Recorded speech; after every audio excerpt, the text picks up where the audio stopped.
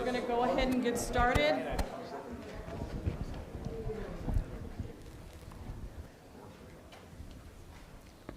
It is now 7:11, and we're going to go ahead and start the City Council meeting for this evening. Roll call, please, Madam Clerk. Alderman Hayes. Present. Alderman Bolton. Present. Alderman Seeger. Present. Alderman Mosio. Alderman Kirkwood. Present. Alderman Newsome. Present. Alderman Turner. Present. Alderman Rivera. Present. Alderman Florian. Present. Mayor Taylor. Present. You have a quorum, ma'am. We're going to have the invocation tonight by Pastor Tim Hong from the Wesley Free Church, or Methodist Church here in Waukegan. Is he here? Pastor? No. Okay. Is Mr. Bridges here? We're gonna call on him. George Bridges? Yeah. He's making some copies right now. Okay. Somebody needs to Alderman Bolton, would you like to do it? Thank you. Let us bow our head. Father God, we just thank you in the name of Jesus for your power and your presence, supreme being, oh God. And as we look at this strategic agenda, help us to respond with wisdom and integrity. We thank you for blessing us as a city in every position that you have allowed us to serve. So we thank you, oh God, for giving us strength and continuous peace, as well as solutions, and help us to govern the affairs of this city with your strength. In Jesus' name, amen. Amen. Amen. Please rise for the Pledge of Allegiance.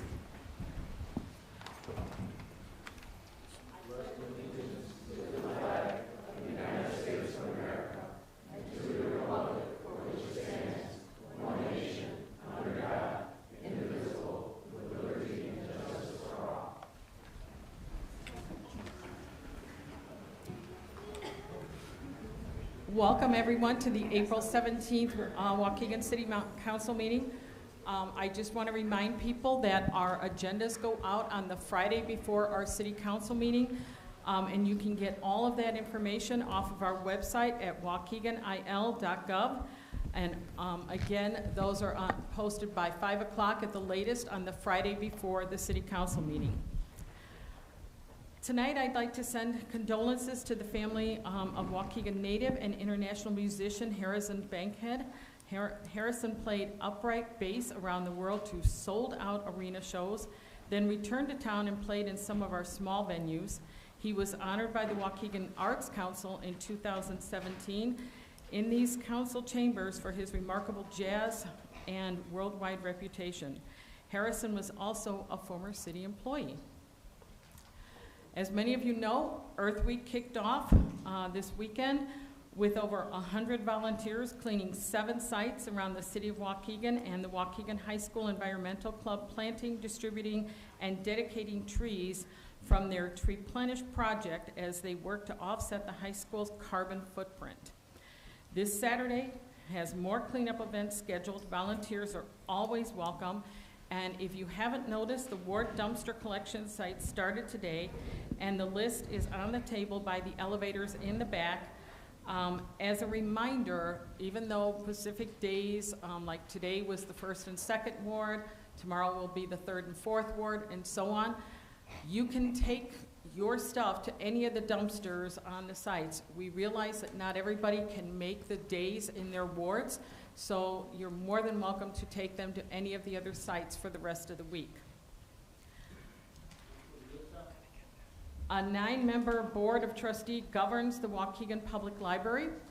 Trustees set library policy, employ and evaluate the executive director, plan the library's future, and advocate for the library. We are still looking for a trustee or two.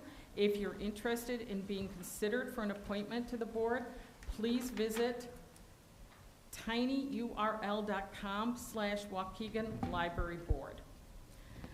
The city is co-hosting an Alzheimer's community gathering at the Waukegan Public Library on Saturday, April 29th. This bilingual event will discuss the impacts of dementia on the individual family and sharing of local resources. If you'd like more information or would like to register, please call 847-499-2549. Congratulations to Angel Boxing Academy, Tyvone Barfield and Sherilyn Gonzalez for winning the 2023 Chicago Golden Gloves this weekend. If you're not, I think if you remember a few weeks ago, we honored him. So that's a pretty big accomplishment, and I know a lot of you were here when he was here with his kids. Honestly, it's an amazing program. Congratulations to Waukegan High School music students who participated this weekend in the IHSA organizational contest. Symphonic Band, Bulldog Big Band, Jazz Lab Band, Varsity Choir, Tremolo Choir, and Rendition earned Division I rating, and the Wind Ensemble earned a Division II rating. So go Bulldogs, you did really good this weekend. Congratulations to the Aldermanic candidates who won the voters' confidence to represent them in the general election on April 4th. I've had conversations with all the candidates and now new aldermen, and I look forward to working with all of them on a resident-focused agenda to move our hometown forward for the generations to come. So at our next city council meeting, you will have the opportunity to say goodbye to those aldermen not returning, and you will get to be here for the ones coming in. I remind all candidates for offices in the Waukegan area that the election has been over for nearly 2 weeks, and you must remove all of your campaign signs from public places. On Saturday, April 29th, the Archdiocese of Chicago, Most Blessed Trinity Parish, and the Waukegan Police Department are hosting a gun buyback at Most Blessed Trinity Parish at 450 Keller Avenue.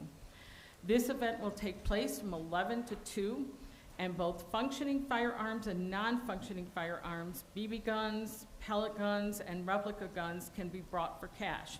No questions asked.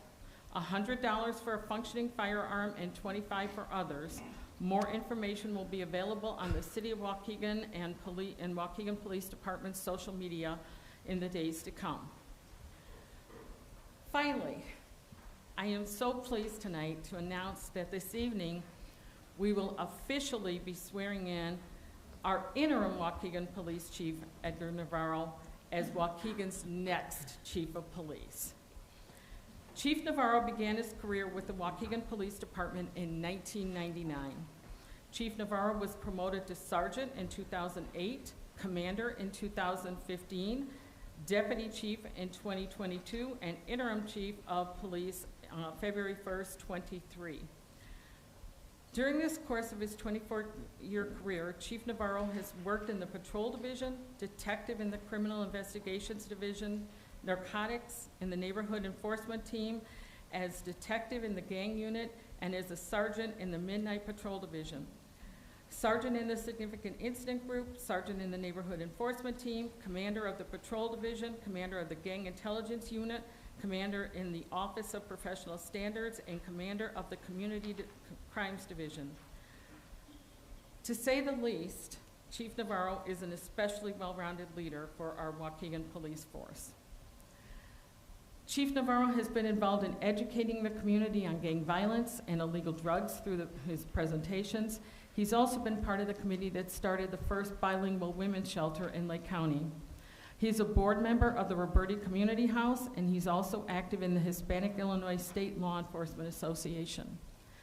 Chief Navarro attended Columbia College in Missouri and earned a bachelor's degree in criminal justice. He also is a graduate of the Northwestern University 10-week School of Police Staff and Command. He attended the Cook County Department of Corrections Academy and the Illinois State Police Academy.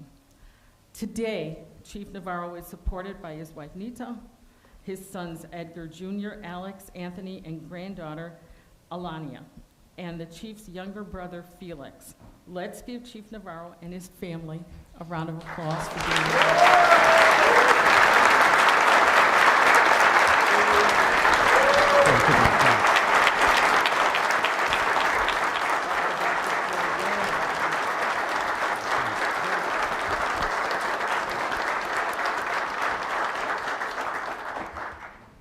Before I close, I want to say we've had many conversations, and I think what is most personable to me is that he, like myself, it was through people that we met along our paths, especially when we were young, that made big impacts in our life. We were not born to wealthy families. We were not probably the kids that were supposed to succeed. And I just, as a person, I just can't find a better person for this community, and I'm so proud to call you our chief of police. I just want to say one last quote. Blessed are the peacemakers, for they will be called children of God. And that's from Matthew. I couldn't be more proud of you today. And believe me, I'm so happy to walk alongside you. You make this city so proud. Thank you. Thank you.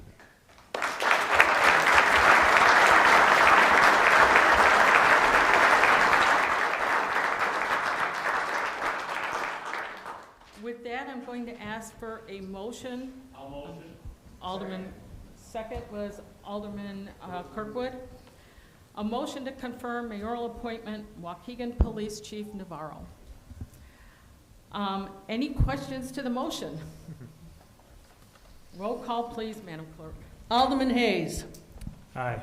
Alderman Bolton. Aye. Alderman Seager. Aye. Alderman Mozio. Aye. Alderman Kirkwood. Aye. Alderman Newsome. Aye. Alderman Turner. Aye. Alderman Rivera. Aye. Alderman Florian. Aye. Motion passed. Thank you, Madam Clerk. At this point,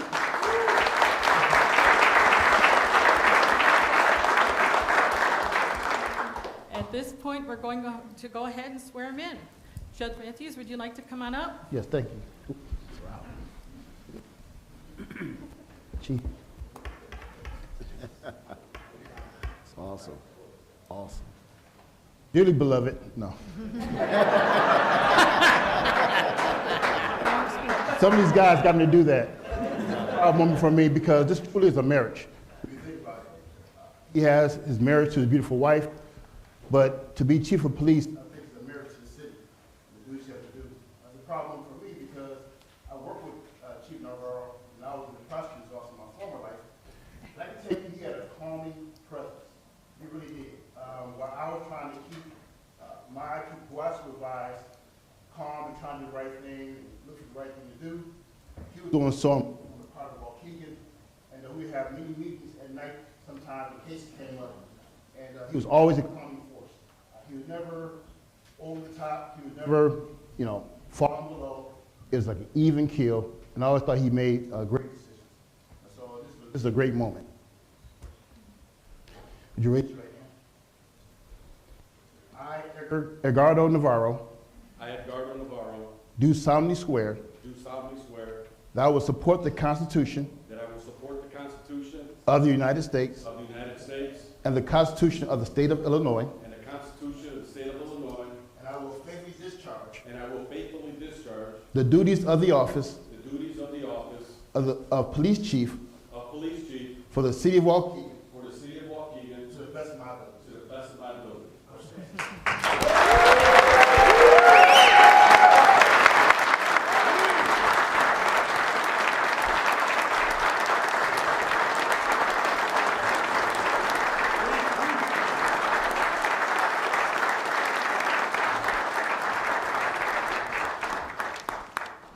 I'm going to make this quick. Hello? All right. Thank you very much, Mayor and City Council. Thank you for giving me the opportunity to serve as your chief and to continue to serve with the great men and women of the Waukegan Police Department. I did not arrive here alone. The enormous support of my wife, my children, my family, my friends that I'm surrounded by here that helped build my strong foundation as a police officer here within the city of Waukegan. I'm fortunate to have been surrounded by many current and retired police officers who have shared their experiences with me, which is why I am currently standing here in front of you today. It's because of their efforts. I've been blessed to have many mentors throughout my career, to include Judge Reggie Matthews, retired Chief Keith Zupek, the late Chief Miguel Juarez, and many of the officers that are currently here this evening to include HISLEA, the Hispanic Illinois State Law Enforcement Association, that has given me a lot of mentorship and guidance throughout my career as I needed it. So thank you very much for being here today. I have an awesome team of officers that care about this department and this city. We have reignited many topics to improve our commitment to the people that we serve here in Waukegan, to include professional accountability, consistent customer service, crime management, re-strategizing, and coming up with some very innovative solutions to the problems that we're currently having. I know it will take all of us as a community to come together to make this city safer. Employee wellness is also critical to me. It often gets overshadowed in policing, but officers are human too. No different than the people that they serve. So we need to meet their needs as well.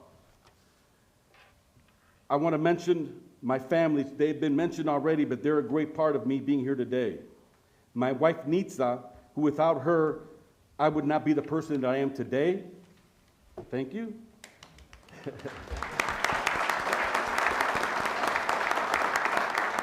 I'm proud to have all three of my sons here today, which is very rare. Edgar Jr. is here with his fiancée, Carrie. My son, Alex, he's in the middle. And Anthony, who's here with his girlfriend, Isabella. Thank you for all coming together here today. And I have to mention my granddaughter, Eliana. I'm going to give a special thank you for my younger brother, because he did come a long way. His name is Felix, and he served in the U.S. Marines. He was last stationed in Hawaii, married his beautiful wife, Elise, who's here with us today, and he made Hawaii his home over 35 years ago. So thank you for being here. I appreciate you guys. I have to say, to my family who has sacrificed a great deal for a job I have been 100% committed to from day one. I have put their personal needs to the side because of my dedication to this department and to this community. I'm lucky to have a strong family support network which motivates me to challenge myself every day. And I just want to end with this, is I do pray for God's protection for our department and this great community. Yo oro por la protección de Dios para nuestro departamento de policía y esta gran comunidad. Waukegan, thank you very much. I appreciate you. Thank you.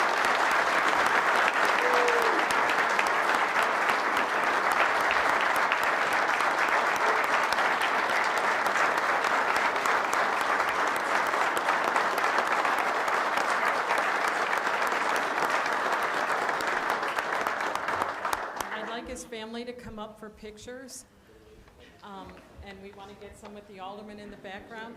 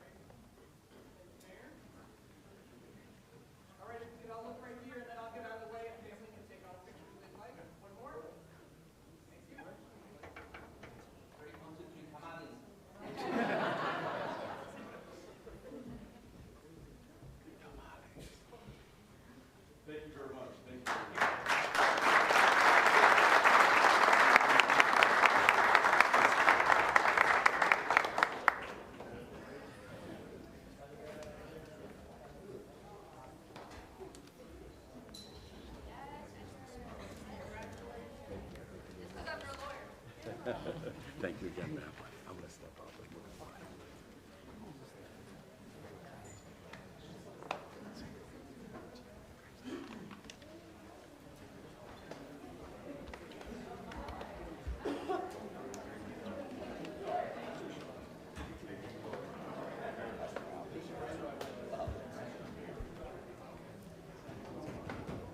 We're going to take a couple-minute little break. break here, and then we'll go on to audience time.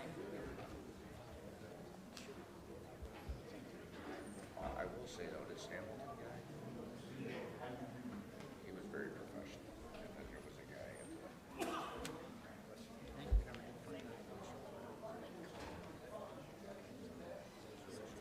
I got it on my phone.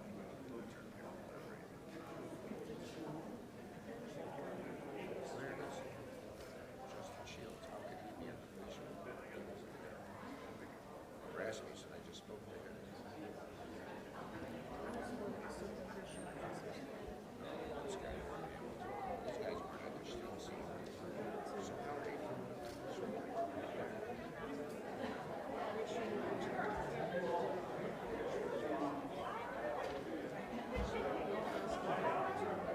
He was part of the accident investigation.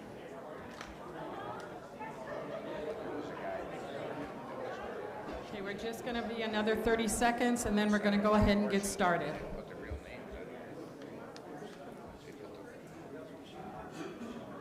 the guy in charge on here. It wasn't the guy for sure. Those little experts in the front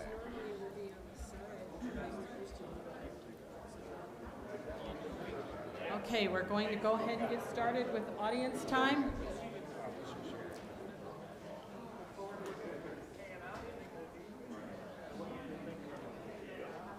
Do you have the sheet?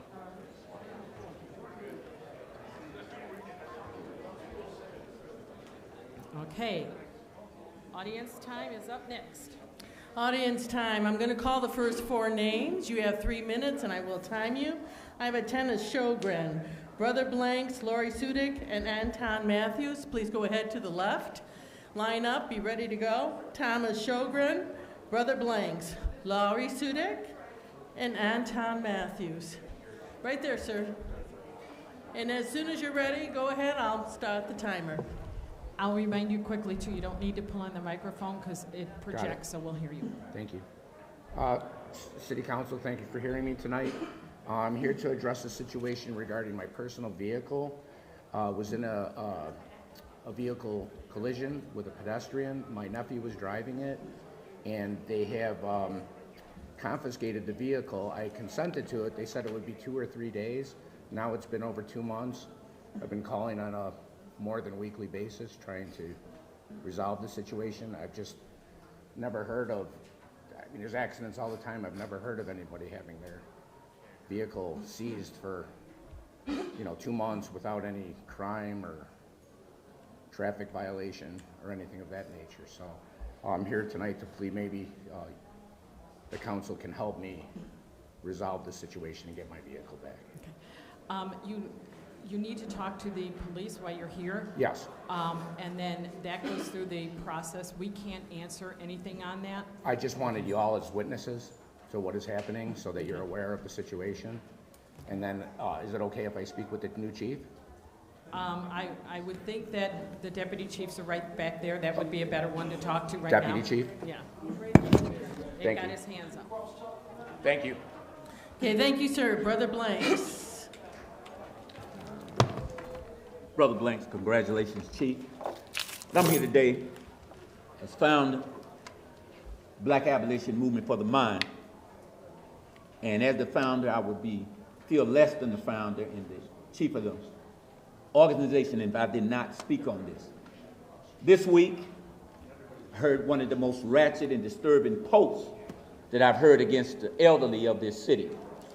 And I heard a young citizen of this city say that if an 85-year-old grandmother pushed them down, they would get up and they would push that grandmother down. And I'm here to say, I don't care if it is your own grandmother. If you inflict harm against any elderly of this city, it would be your ass or mine. Win, lose, draw, or death. That won't be tolerated in this city. Long as I got breath in my body, I don't care who they are. If the grandmother is senile, have Alzheimer's, or have mistaken you for her abusive ex-husband, or she's in a good state of mind, you would not inflict harm on her if she pushed you from this podium to the back door and push you down and roll over you with her walker without the tennis balls on the back. If I'm around, you need to get up and run the hill and let that be the first fight you ran from if you never ran from a fight in your life.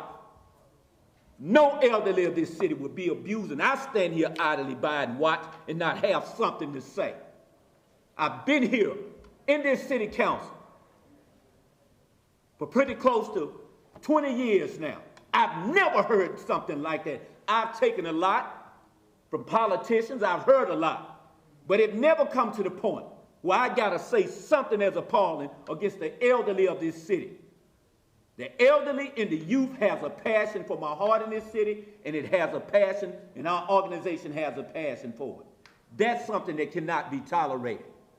And I don't care who don't like it or whatever the case may be, whatever your preference or persuasion, as a man, do not inflict any harm against any youth or this city without coming through me. I'm just saying that. Be prepared, because we won't tolerate it here, not as the founder, and definitely not as Black Abolition Movement for the Mind. Thank you for your time and your attention. Thank you, Brother Blanks. Dr. Lori Sudak. Thank you. Good evening. Really appreciate the opportunity to be here, and just a few comments. I would like to just extend a thank you to the City Council members for your engagement and your visits to the Lakeshore campus over the last several months to learn about the programs and services that we offer to our community, to the industry, and to our students, and as well as the county. We've had over 45 events at our Eleanor Murkey Community Center since opening, so that's great success. We've appreciated the dialogue, the ongoing dialogue with the mayor, the staff, and council members as we've been navigating this process. And the CLC Board of Trustees and the college team looks forward to the opportunities for further partnerships with the city, and we appreciate the collaboration to ensure that our Urban Farm Center business model is one that can optimize our flexibility, can optimize our ability to be fiscally sustainable, and ensure that we are being responsible in using the resources that we have. The college is committed to being good stewards of taxpayer investment and to the successful outcomes of our students, and we are committed to building partnerships with our businesses to achieve economic growth for this community. The college is also committed to being mutually aligned with the city and following the city's protocols as we proceed forward in our work together. The college, in partnership with the community, is very excited for the opportunity to bring the Urban Farm Center to the Lakeshore campus and to Waukegan. And it can be a catalyst for equity in entrepreneurialism, workforce development, and economic growth. Thank you. Thank you, Dr. Sudak. Mr. Anton Matthews.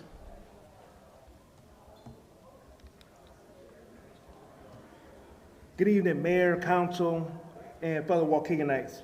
My name is Anton Matthews. I'm a proud Waukeganite. Have lived in the city over 25 years, and I'm an 8th Ward resident, and I come to you tonight as chairman of the Lakeshore Advisory Council.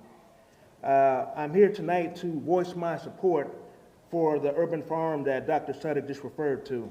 I just want to quickly give a few points of why I feel that this is a good idea to move forward with in our community. 2 quick points on economic impact. One, that it brings bodies into downtown Waukegan, which offers a potential for dollars to remain right here in our community. Secondly, this project gives entrepreneurs that have the idea of a cooking business or already have a cooking business the opportunity and space to come and learn from industry professionals to better learn their craft, which again provides economic opportunity.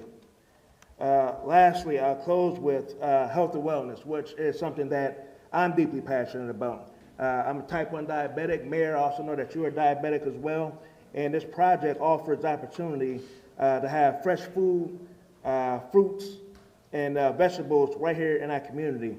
Diabetes is high in our community, hypertension, other disease. And with the urban farm, again, this offers opportunity for fresh foods, fruits and vegetables to be made right here in our community. And I wholeheartedly support this endeavor by the College of Lake County, and I thank them for their investment in our city and our downtown. Thank you for the opportunity to speak this evening. Thank you, sir. The next four will be Ken Flory, Clyde McLemore, Rayon Edwards, and Margaret Carrasco. Mr. Ken Flory, Clyde McLemore, Rayon Edwards, and Margaret Carrasco. Mr. Flory, go step right on up. I've spoken with the city attorney, and I do not need to speak tonight. Thank you. Okay. Mr. Clyde McLemore, you step up. Well, so the election is over. And while I was out during the election, I was over in the 9th Ward in Alderman Hayes. I submitted these pictures where the apartments on Green Bay, in the back, how they mess, how in the back of it is so sad. As an alderman, could you get your code enforcers to go over there? And at the old OBT building, homeless people are living there. Clean your ward up and be an alderman.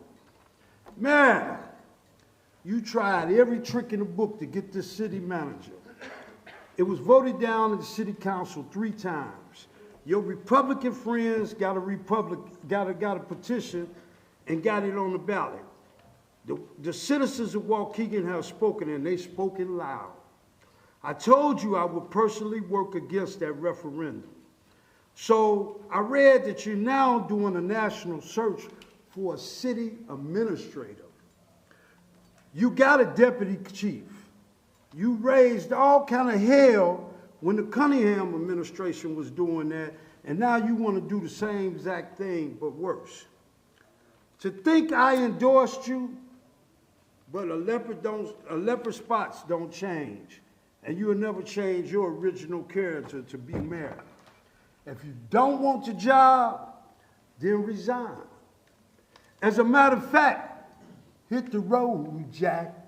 Don't you come back no more, no more, no more, no more. Hit the road, Jack. And don't you come back no more. On election day, we showed you and your Waukegan Forward backwards group what democracy looked like. Again, Mayor, stop trying to move Waukegan backwards. Thank you, Mr. McLemore. Rayon Edwards. Good evening, City Council. I wanted to speak tonight also in support of what COC is trying to do downtown. You know, we did the wraparound center. We went through months and months of discussions with the district coming down here and talk to you guys. The district was able to tell you guys partially what they was gonna do. Now here it is, you have an entity, downtown Waukegan, that we desperately need, that is offering all type of services to this community. And they're adding on to it. I don't know if anybody understands how important it is to learn how to grow your own foods. I'm quite sure we've all looked at the grocery stores and the prices. That right there is going to teach some kid one day how to grow his own food. And again, the election is over with. Unfortunately, we didn't get a city manager, right? So now that $250,000 that was going to be paid to this individual, can we figure out how to do something for the kids of this community?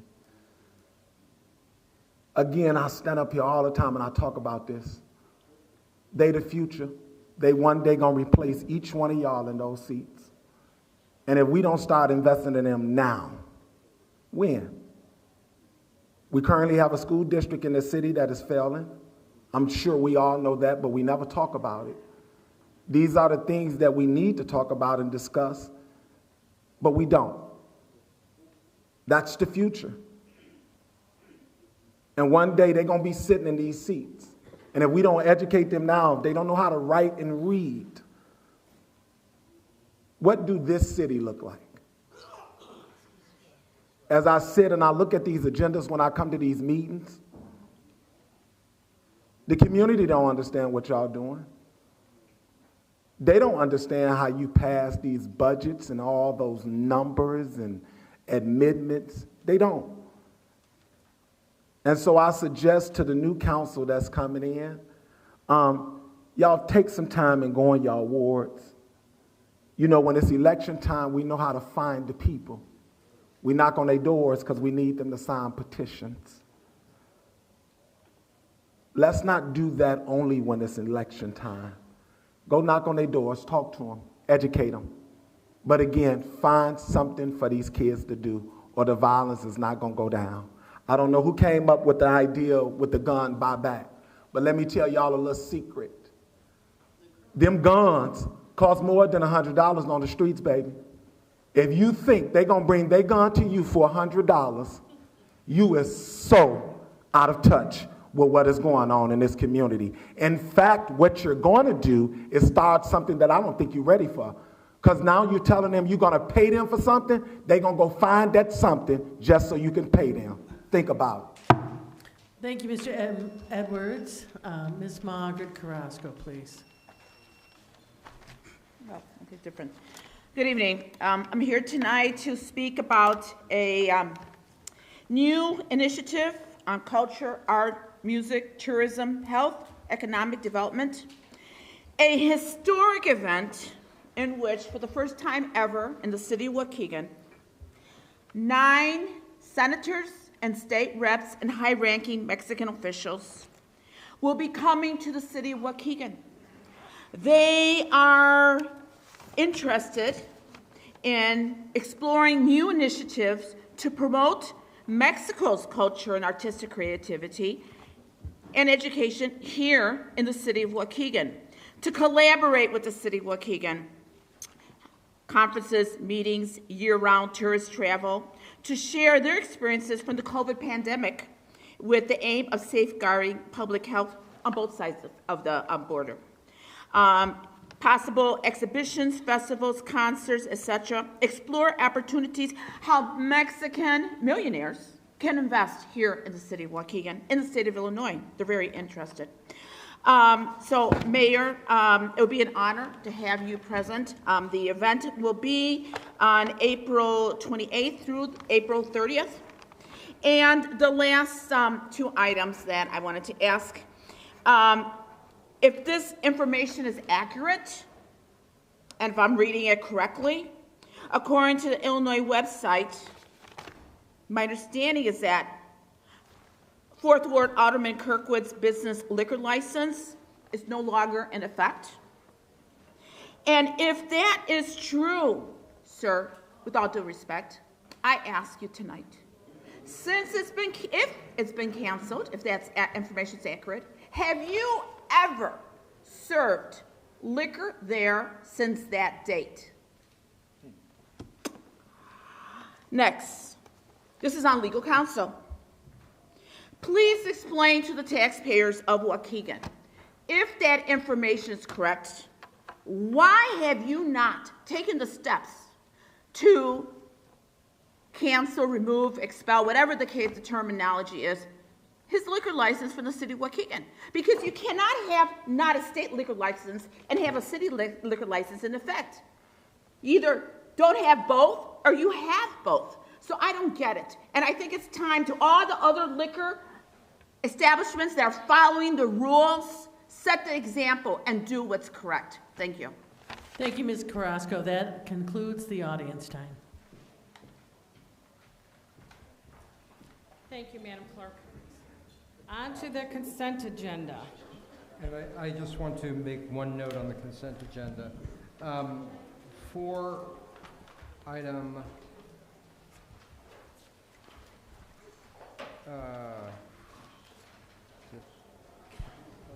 item L on the consent agenda, the conditional use, oh, sorry. No, it's actually M. Sorry. Item M on the consent agenda, which is the conditional use for the urban farm. A revised version of the ordinance has been placed at your desks. It fixes a formatting issue with section 3. And then there was 2 very small changes to the conditions. which just clarify what portions of the building need to actually remain open, and clarify some language. This was something that I believe that had been raised by the applicant, both at the Planning and Zoning Commission and then also at the Community Development Committee. So if you are, if this remains on consent, the revised ordinance showing the red line is what you would be voting on tonight.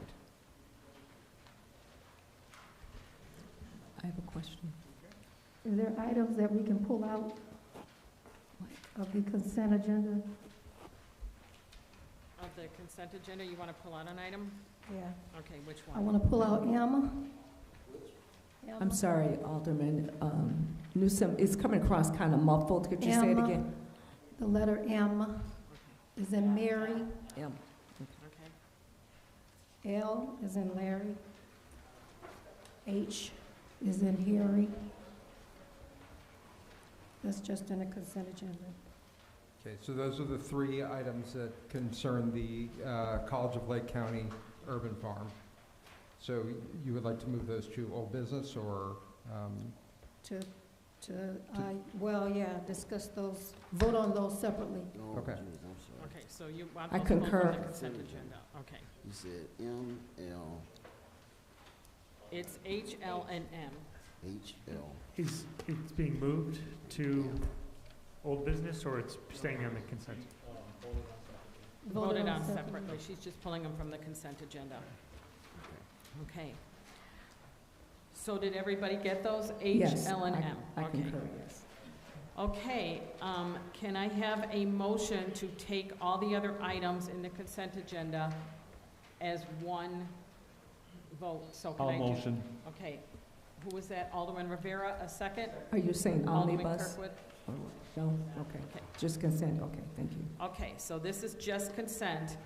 Item A, a motion to approve regular meeting minutes from Monday, April 3rd, 2023. Item B, a motion to approve regular payroll dated April 7th, 2023, in the total amount of $1,715,136.69.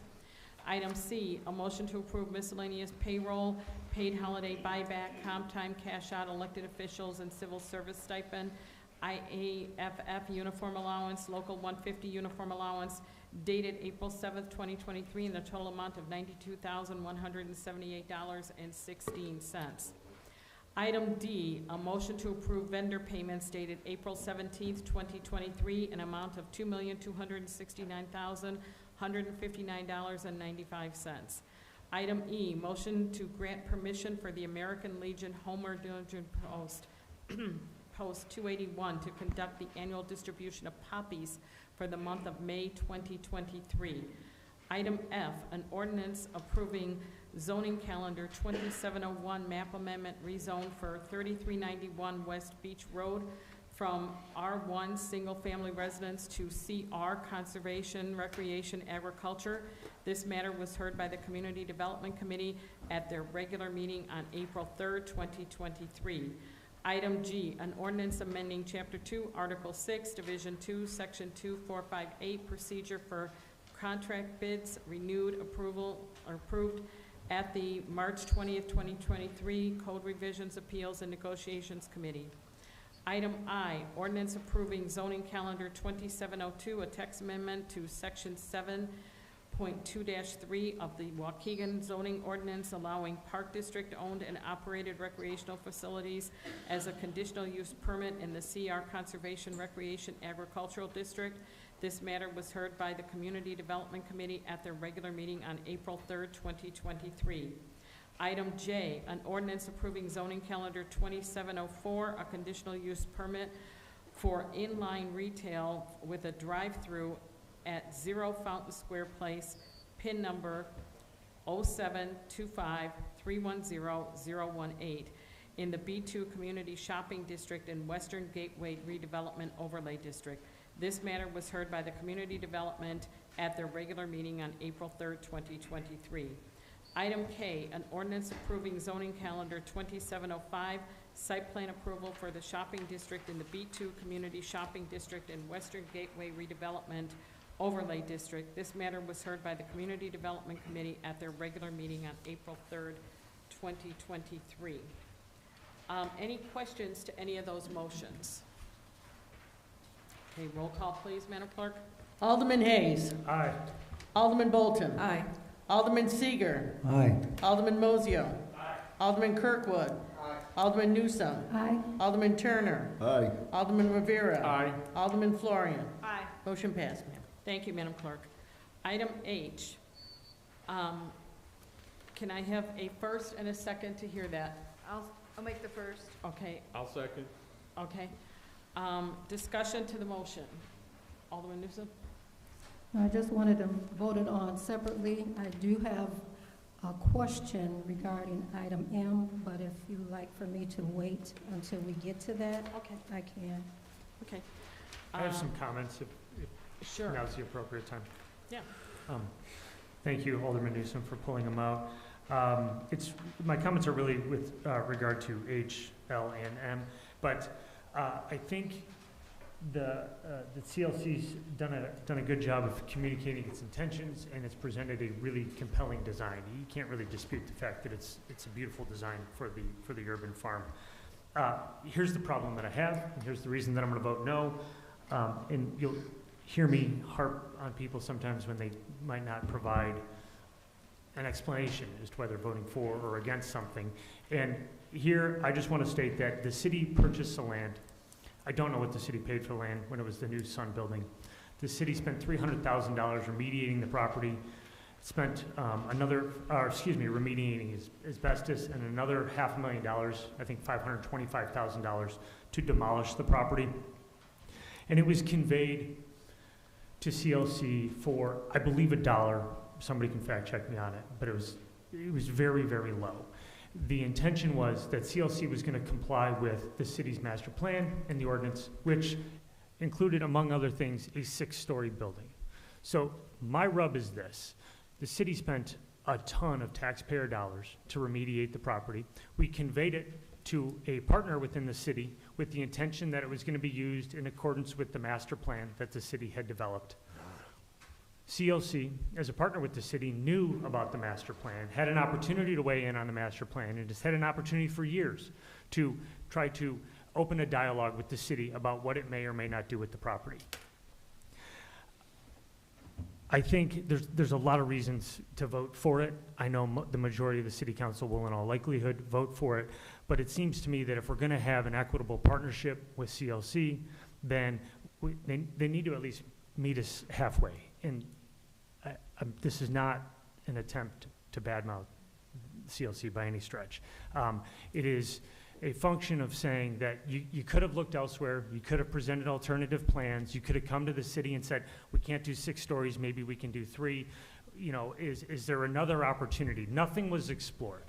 And it kind of just feels like we're being a bit railroaded here, and everybody just falls back on the same old, well, nothing else is going on downtown, so I can just ram this through. And that just rubs me the wrong way. Like I said, it's a beautiful design. I wish the urban farm all of the success, but I want people to know why I'm voting no, and it's because I think the city had other plans and other intentions, and CLC knew of those intentions at the time that the property was conveyed. With that, I'll close with the comment that I would encourage a little bit more transparency in the communication and a little bit more of an equitable partnership going forward, because we're going to be in business together for a really long time. So I'd like to see that relationship improve, and I guess since it's an urban farm, we'll say blossom. That's it. Thank you. Wow. Thanks, John. Can I speak to that? Okay, I believe CLC did put up money, was it $500,000 for that property? Also, the properties were flip-flopped.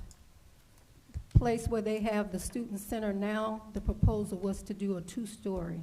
They worked with the city and came up with a 5 or 6-story, which was the original plan was 2. So now they're going across to do a 2-story urban farm. So you can't say that they haven't worked with the city. They did work with the city and came up with a larger structure. with the first proposal. So that's all I'm gonna say, and they didn't get it for $1. They paid for remediation also, $500,000. So you can't say that they didn't invest in that property, they did.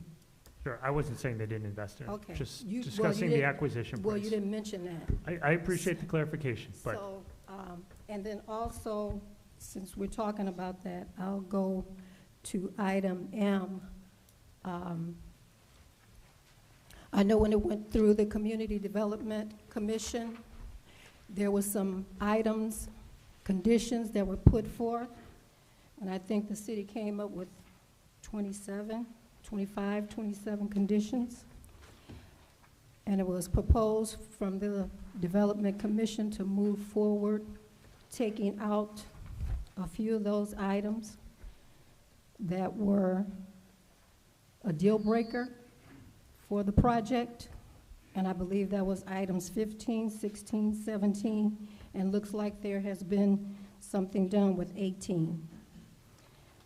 Are those still deal breakers for the urban farm, is my question.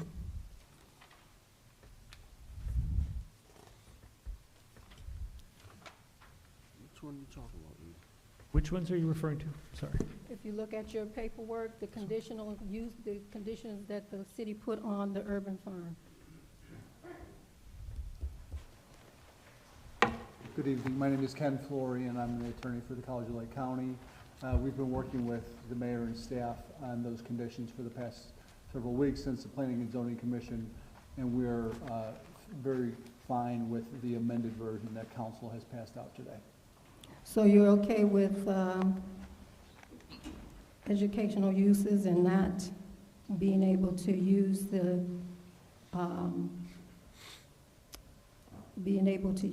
commercial kitchen and all that stuff? You're okay with that? Yeah, we've amended the language so that it's acceptable. Okay, with the college's business do we plan. have the amendments to that?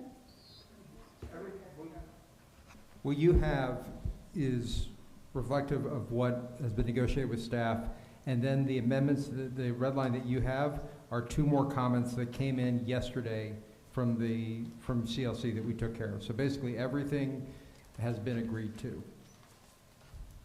And the parking issue that obviously was a sticky point, we're confident that in meetings with staff and city attorney, that we will come to a consensus about, thank you, a consensus about that we're going to meet the parking requirements for the urban farm and the entire campus.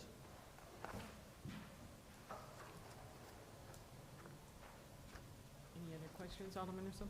I'm looking, I don't see any red lines on here, so these are a little, these are a little different than the originals, so, and we just got this before we started council meeting.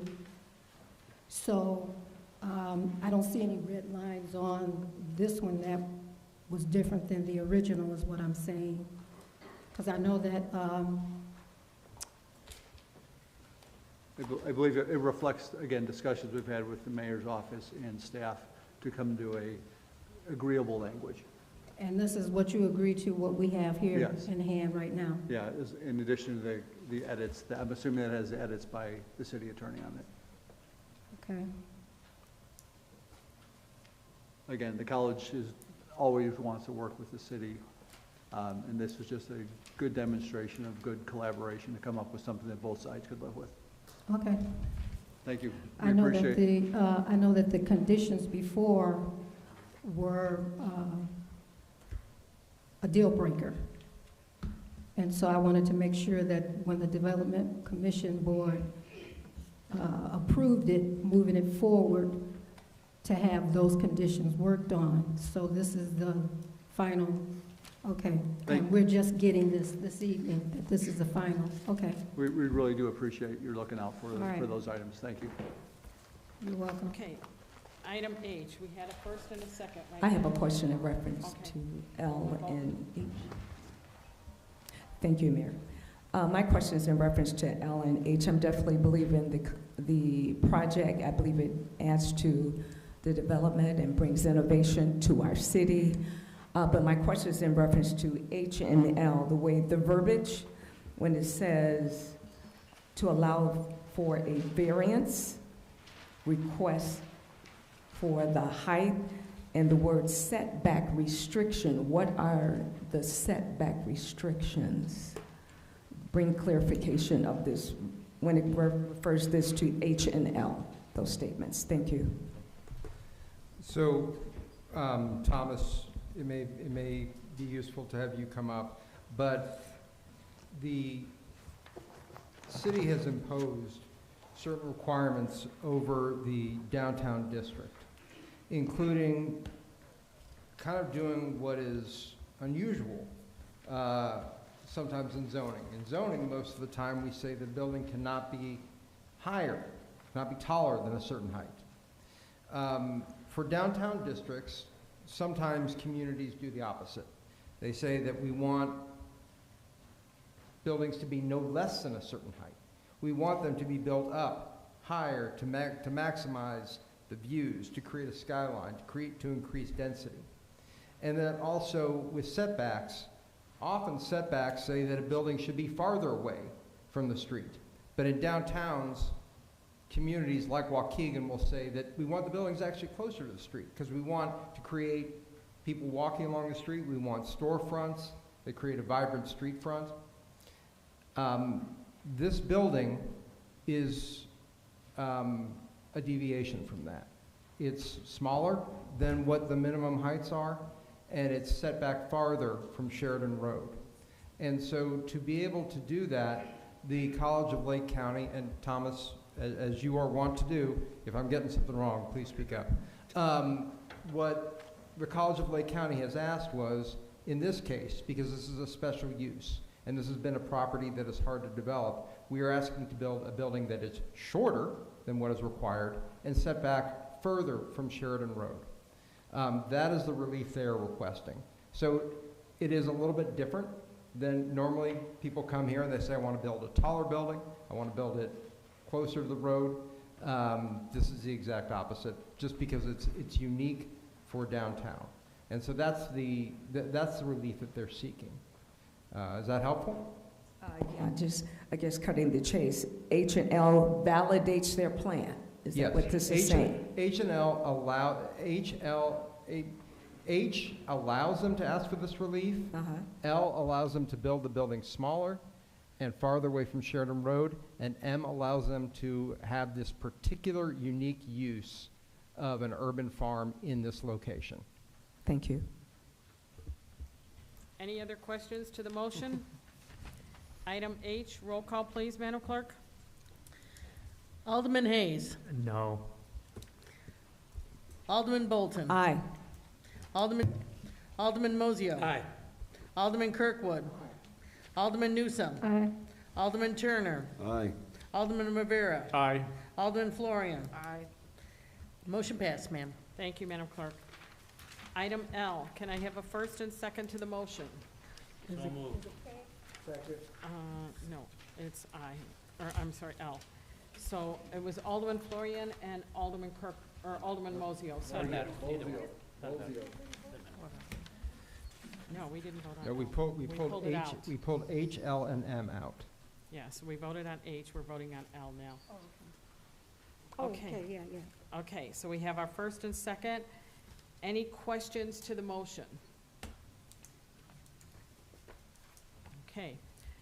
An ordinance approving variances to the height and setback restrictions in Waukegan Lakefront Downtown Overlay District for zoning calendars number 2707 and 2709 to allow for a single-story building with a height of 38 feet and setbacks on each side of the building not to exceed 22 feet for the College of Lake County for the site at 100 West Madison Street for the CLC Urban Farm Center. This matter was heard in the Community Development Committee at their regular meeting on April 3rd, 2023. And we just had clarification on that. With that said, roll call, please, Madam Clerk. Alderman Hayes. No. Alderman Bolton. Aye. Alderman Seeger. Alderman Mozio. Aye. Alderman Kirkwood. Alderman Newsome. Aye. Alderman Turner. Aye. Alderman Rivera. Aye. Alderman Florian. Aye. Motion passed, ma'am. Thank you, Madam Clerk. Item M, can I have a first and a second? Alderman Newsome is the first, Alderman second. second is Alderman Kirkwood. And this will be amended as what you, so we'll read it as amended. It's an ordinance approving as amended zoning calendar number 2710, a conditional use permit for the educational institution at 100 West Madison Street in the B4 Central Business District in the Downtown Lakefront Overlay District. This matter was heard by the Community Development Committee at their regular meeting on April 3rd, 2023. Any questions again? Okay, roll call, please, Madam Clerk. Alderman Hayes. No. Alderman Bolton. Aye. Alderman Seager. Aye. Alderman Mozio. Aye. Alderman Kirkwood. Aye. Alderman Newsome. Aye. Alderman Turner. No. Alderman Rivera. Aye. Alderman Florian. Aye. Motion passed, ma'am. Thank you, Madam Clerk. Under reports and communications, we're going to hold off on the letter of credit until the first meeting of June, and we'll discuss it then, so that the new aldermen are aware of all the, what the letter of credit is for Yeoman Creek. Old business. Can I have a first and a second? So moved. Alderman Florian, a second. I'll second. Alderman Rivera. An ordinance approving the revised 23-24 fiscal year budget of the City of Waukegan. This matter was presented before the March 20th, 23 Finance and Purchasing Committee. Any questions to the motion? Okay, roll call, please, Madam Clerk. Alderman Hayes. Aye. Alderman Bolton. Aye. Alderman Seager. Aye. Alderman Mozio. Aye. Alderman Kirkwood. Aye. Alderman Newsome. Aye. Alderman Turner. Aye. Alderman Rivera. Aye. Alderman Florian. Aye. Motion passed, ma'am. Thank you, Madam Clerk. I am going to suggest omnibus for new business, but we're going to take out items A, B, and C. I'd also like to take out item E and item R, and item E, R, and S. Okay. We may have to take this by itself. I agree with but I don't really a lot that needs to be Okay. taken out, I think. Can I have a motion for an omnibus? Wait, which one? I'll move. Wait, where's the? So Hold on. it would be, we're taking out A, B, C, E, M, R, and S. Hold on. So we're taking out quite a few, but there's still quite a few in there. Oh, R is being taken out, correct, okay. Yes. All right. Alderman Florian was the first. Can I have a second? I'm not sure. Mayor, excuse me, Mayor, did you say M or N? M. M, thank you. Okay. All right. I second. Okay, Alderman Bolton was the second. Okay, the first item up is item F, a resolution approving and authorizing the proper city officials to approve a resolution for spending authority in excess of $25,000 per section 2-45B17 good faith waiver with EJ equipment for not to exceed amount of $18,980,000. This matter was presented in the Public Works and Infrastructure Committee on April 17th. What this is in reference to is anytime we spend over $25,000, it has to come back to City Council for approval. This is with the same vendor that we've used in the past, and it is for accessories to a machine that we just bought, I believe, 2 weeks ago. Makes sense. Item G, a resolution approving and authorizing the proper city officials to approve a resolution for engineering services for the Beach Nut Pumping Station standby generator from Crawford, Murphy, and Tilly per section 2-458I4 professional services for a not to exceed amount of $68,000. This matter was presented to the Public Works and Infrastructure Committee on April 17th, 2023. Item H, a resolution approving and authorizing the proper city officials to approve a resolution for change order number 1 with Baxter and Woodman for the West Reservoir repairs for a not to exceed amount of $1,297,000. This matter was presented to the Public Works and Infrastructure Committee on April 17th, 2023.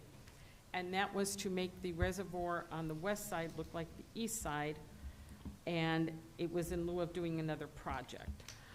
Item I, an ordinance approving and authorizing the proper city officials to approve to dispose of various surplus vehicles through Obanif Auction Services, and this matter was presented to the Public Works and Infrastructure Committee on April 17th, 2023, and that was where we get rid of surplus equipment that we don't resell because it's not in that good a shape. Retired Alderman Tempest would like to inspect those vehicles before we send them to auction.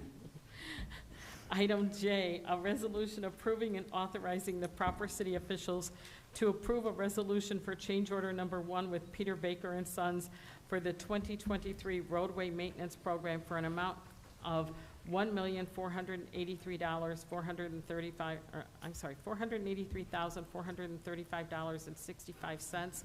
This matter was presented to the Public Works and Infrastructure Committee on April 17th, 2023.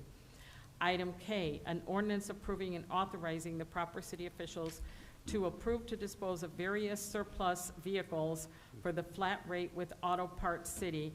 This matter was presented to the Public Works and Infrastructure Committee on April 17th, 2023. So again, this is cars that we don't sell to the public, but we go ahead.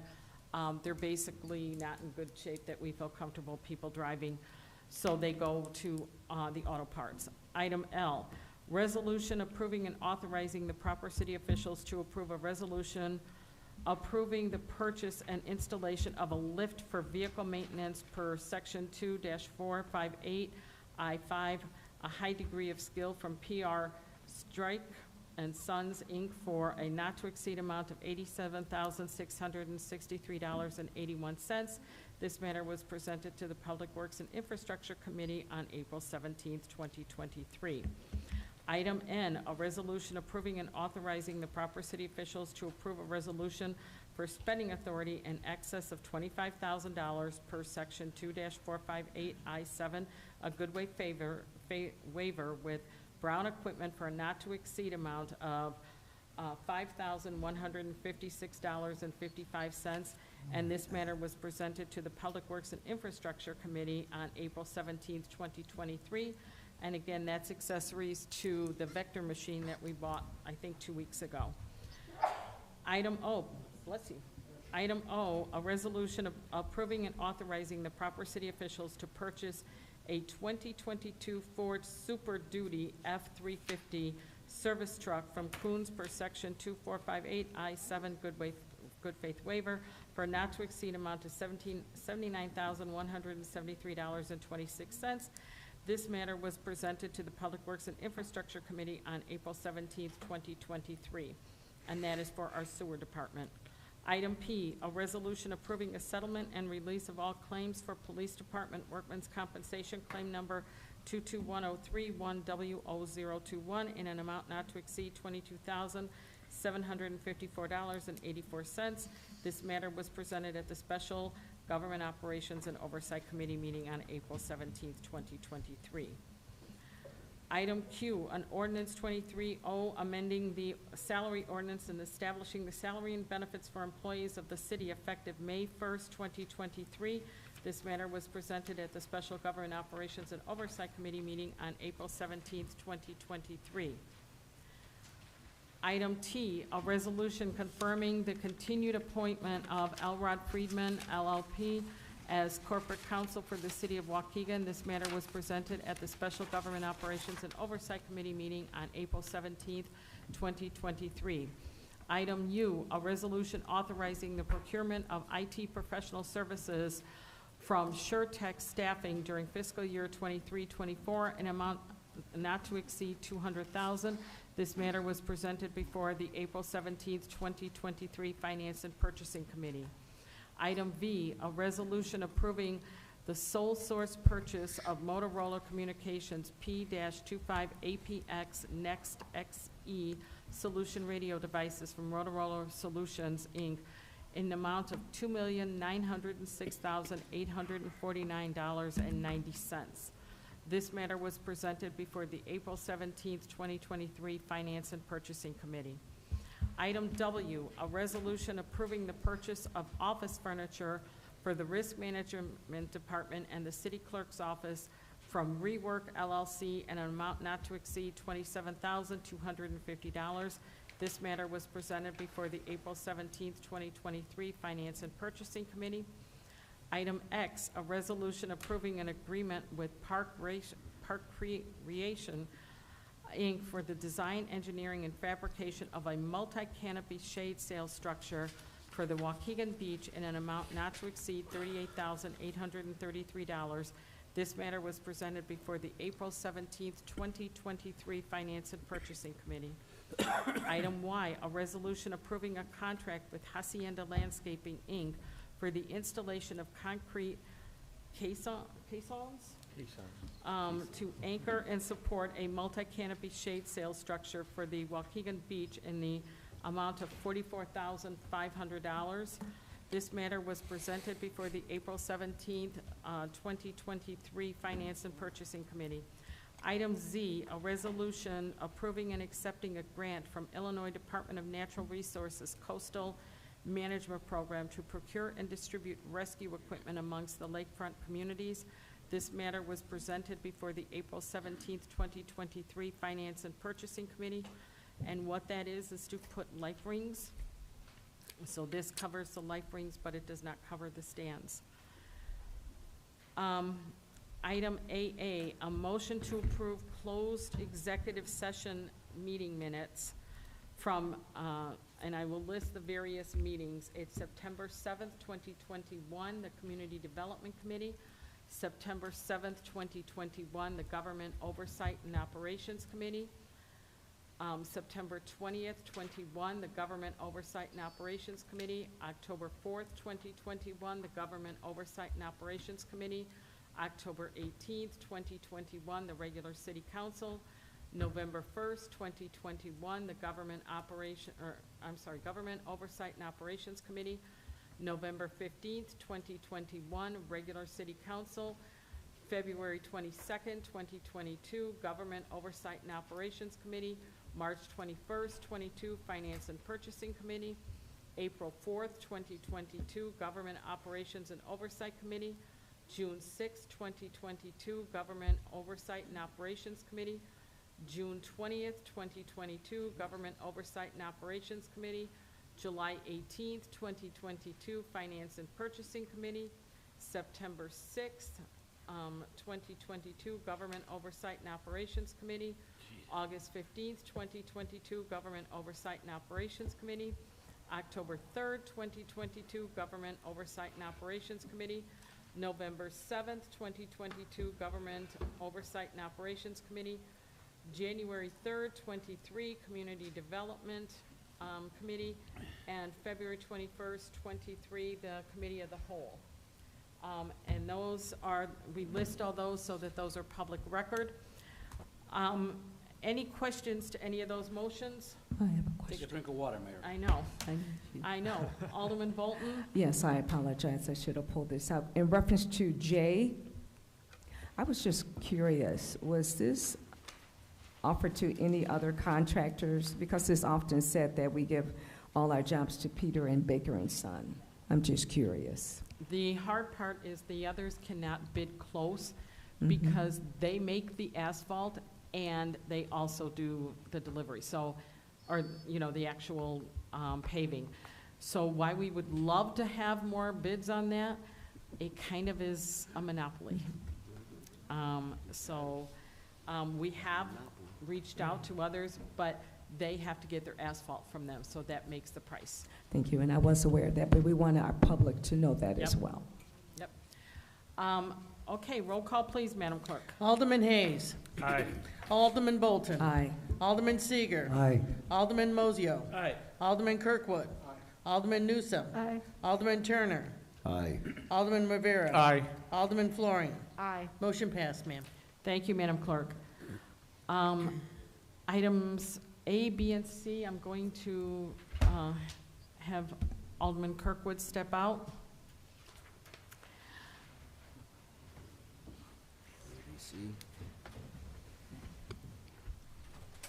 Item A, an ordinance creating a Class C retail package sales liquor license for AWAD Squad, Inc., DBA Hotspot Food and Liquor located at 2435 Washington Street. This matter was heard by the Community Development Committee at their regular meeting on April 3rd, 2023. Any questions to the motion? I'll motion. I don't think there was a No, I motion. didn't do one, you're right. Alderman Rivera, second. Alderman Mozio? I'll take it. Moiseo, me, I'll take it. Mozio, okay. Any questions to the motion? Okay, roll call, please, Madam Clerk. Alderman Hayes. Aye. Alderman Bolton. Aye. Alderman Seager. Aye. Alderman Mozio. Aye. Alderman Newsome. Nay. Alderman Turner. Aye. Alderman Rivera. Aye. Alderman Florian. Aye. Motion passed. Thank you, Madam Clerk. Item B, Alderman Turner, can I have you make the first? I'll make the first. Okay, first, second, Alderman Hayes. An ordinance creating Class J hotel liquor license for REIT 4104 LLC DBA Waukegan Spring Hill Suites by Marriott located at 4104 Fountain Square Plaza. This matter was heard in the Community Development at their regular meeting on April 3rd, 2023. Any questions to the motion? Roll call, please, Madam Clerk. And who made that motion? Turner? Alderman Turner And Hayes. And Hayes. Okay. Alderman Hayes. Aye. Alderman Bolton. Aye. Alderman Seager. Alderman Mozio. Aye. Alderman Newsome. Nay. Alderman Turner. Aye. Alderman Rivera. Aye. Alderman Florian. Aye. Motion passed. Thank you, Madam Clerk. Item C, can I have a first? I'll make the motion. I'll second. Okay, was that Alderman Turner that made the motion? Yes, Okay. Alderman Turner, second, Alderman Rivera. An ordinance creating a Class E restaurant liquor license for Chicago Inc. located at 2663 Grand Avenue. This matter was heard by the Community Development Committee at their regular meeting on April 3rd, 2023. Any questions to the motion? Roll call, please, Madam Clerk. Alderman Hayes. Aye. Alderman Bolton. Aye. Alderman Seager. Aye. Alderman Mozio. Aye. Alderman Newsome. Nay. Alderman Turner. Aye. Alderman Rivera. Aye. Alderman Florian. Aye. Motion passed, ma'am. Thank you, Madam Clerk. Can we get Alderman Kirkwood? We're already on top of that.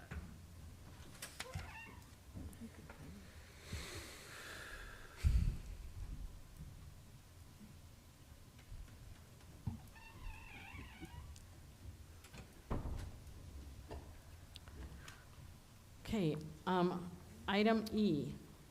Can I have a first and a second? First. Alderman Florian, a second. I'll second. Second. Alderman Rivera. Any questions to this motion? Yes, ma'am.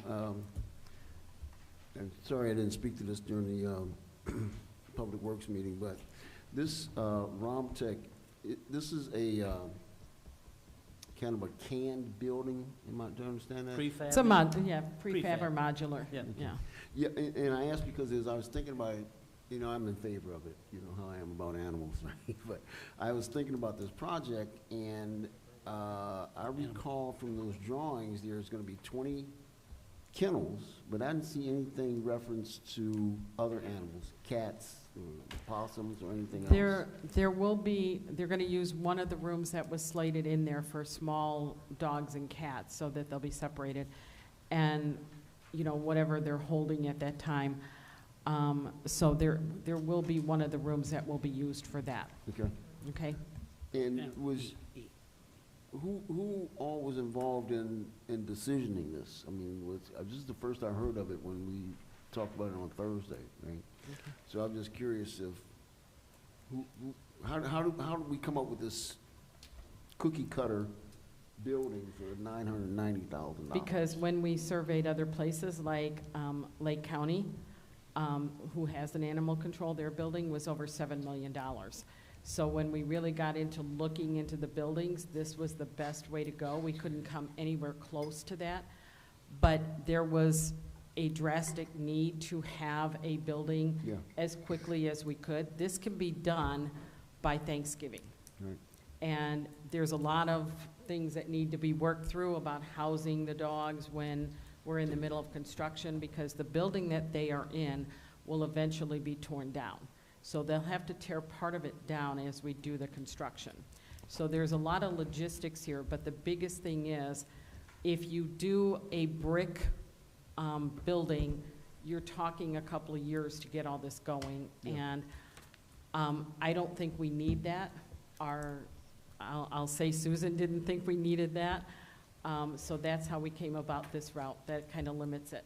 Okay. And then this source was one of the cheapest to go through. Right, and so I also understand from materials that this has an exception for the standard bid procedure, and Yes. I'm okay with that. All right. Yep. Call for the vote. They're an exception. And there will be probably some other costs along the way when I'm we sure get there will to doing the actual kennels. Yep. This will probably end up being, you know, a 1.5, 1.7 when we're all done with everything. Things will be done probably in stages as we can afford them, not the kennels, but some of the other things. But like I said, this is, for those of you who have not seen our animal control building, it's a disaster, to put it nicely. We needed to invest for not only the safety of the animals, but the personnel out there. It was time to do this. I agree. Call for the vote. Yeah. Wait, can I say something? Yes. Or- Is that all right with you? I just wanted to echo what the mayor said. I was gonna say the same thing about the condition of the building, and I wanna thank Susan for her patience in waiting for this to get done. We have many dedicated employees in this city, but I don't know if we have any that are more passionate about what they do than what Susan does. And you can call her any time of the day or night, and she responds, and she truly, truly cares about what she does, and I appreciate that so much. I just want to say that you guys can all give her a round of applause because it is Animal Control Week. Recognition.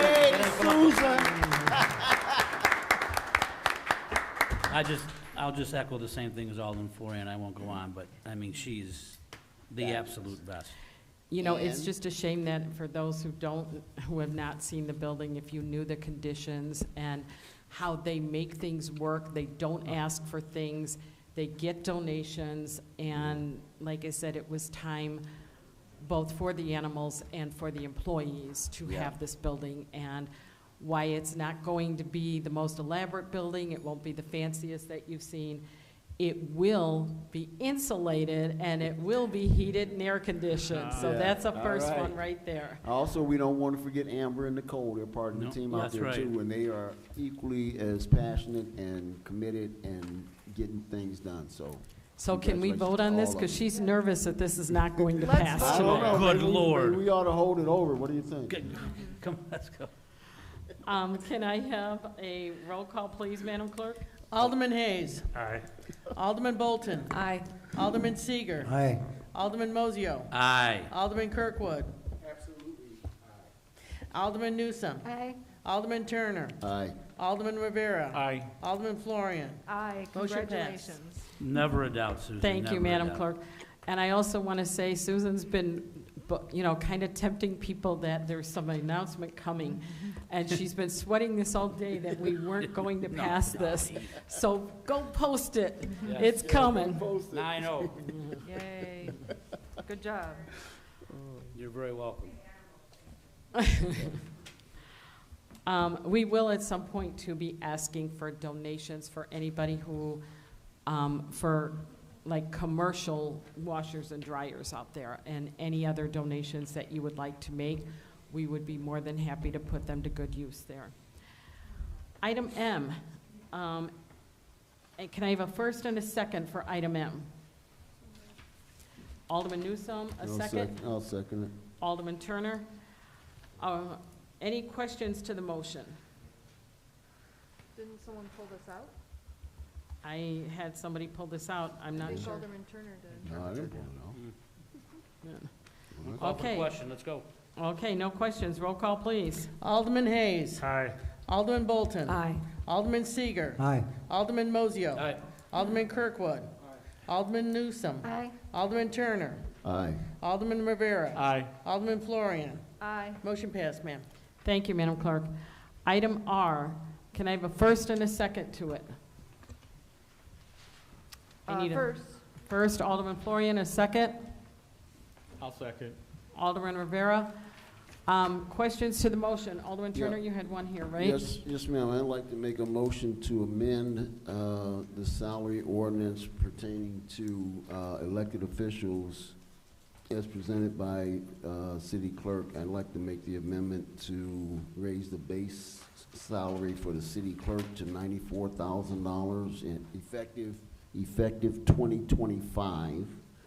The cemetery admin stipend to remain at $4,000, and the elected officials stipend to increase from $4,800 to $6,500 for a total of $104,500. This is, again, would take effect in the year 2025, and I would ask Madam Clerk if she would speak to it again. I know she's talked to it before, but I think as we vote on it tonight, it would be prevalent to have her speak again.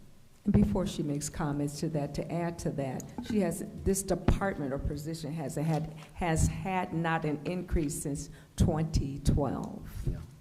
Well, no one has had an increase, including the alderman. Yes, the but right city- now we're talking Yeah, about that right. position. But thank you, Mayor. Yeah, all right. Mayor, can I make a comment? Yes.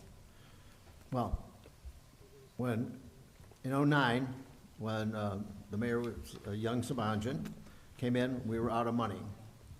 In the past, what they did, okay, to increase the salaries, when the employees got a 3% raise each year, the elected officials got a 3% raise.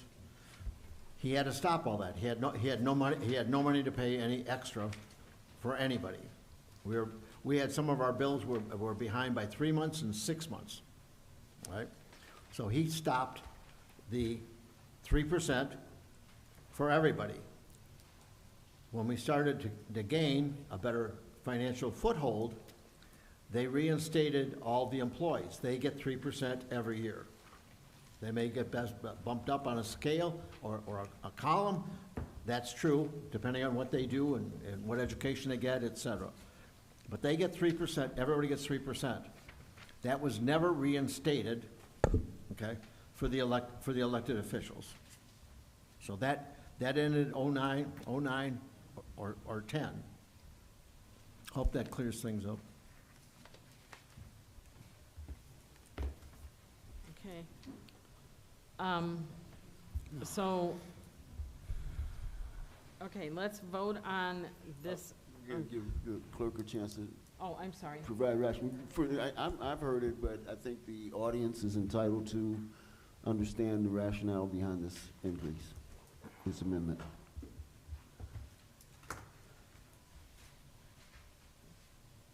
Madam Clerk? Yeah, they're Oh. asking you to talk. Oh, they're asking me to talk. Oh, I'm sorry. Well, certainly. I'm like, I usually don't. I'm not allowed to. Again, this hasn't changed since 2012. I am one of the City of Waukegan's department heads. At this point, I'm 20% less than all the other department heads. To the lowest one, I am 20% less. I believe that it is a fair and equitable compensation. All the aldermen have been privy to a report I did, taking in different variables such as, comparisons from other communities. And this is fair and equitable, and I will certainly can make that compensation package available to you to have a look. Again, I am a full-time person for this, but this will not be mine. This is not for me, because my salary is frozen. This will be for whoever sits in this seat going forward from 2025 on. And it also comes down to what I wanted to do is take the politics out of it and have people see it for what it is, which is a full-time administrator for the City of Waukegan and a department head. And I think that it is the respect of the office. Thank you. Thank you, Madam Clerk. Okay, we had a first and second on this. Roll call. There- Or you want to amend it? Well, Well, Hold on, I have a question because I was asking Director Jones. The question of the base salary and the compensation, we understand exactly how that would fit into this if you wanted to increase it.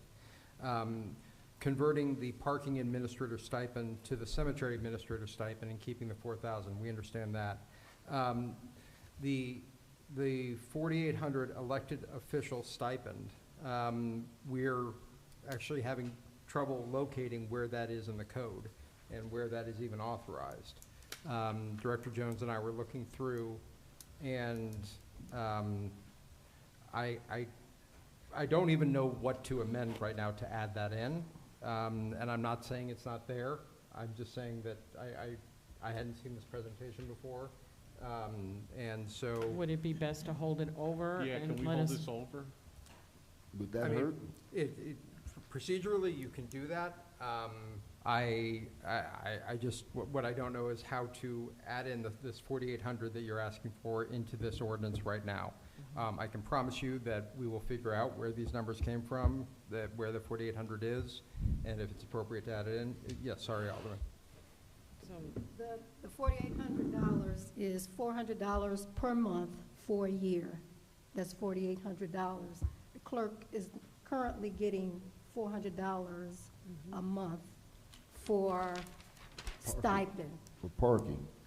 No, it's for the elected stipend. officials stipend. expense account. Stipend. The park admin has never changed since Artist Yancey was there, Right. and it was taken down. So that stayed with the clerk's office. So now I understand the parking admin stipend, So, the okay. name, I guess, is not there anymore, and the clerk's office is in charge of the cemetery. Okay, thank you very much, because I understand that now. So, in the ordinance that we're talking about, that falls under other compensation in section 5. Yeah. And there is a city clerk monthly expense account of 400. Right. What the amendment is proposing would be to, and I'm sorry, I'm an attorney, so I'm not a mathematician, so I'm gonna make sure I get this right. She's got it right here. $541.66. It's 33%. Okay, so if the desire is to put forward this amendment, then it would be converting the $540 clerk monthly expense account, sorry, $400 monthly expense account for the city clerk to $541 or $42 Right. a month. Okay. Sorry, thank you for your patience, I appreciate that. So that's the amendment that I'm asking for. Okay, is everyone clear on what that amendment is? Yes. Thank you. Okay. Yes. So We're voting on the amendment proposed Yes. by Alderman Turner, not what was on the agenda at the moment, right? Correct. Well, do we need to make a motion for that, though? No. We do. Okay, A motion Sorry, to we have amend. it, but we have So I'll make the motion to amend. okay. Can I Okay. have a second? All- Okay. Alderman Kirkwood seconds. Alderman Turner, a second by Alderman Kirkwood. Yes.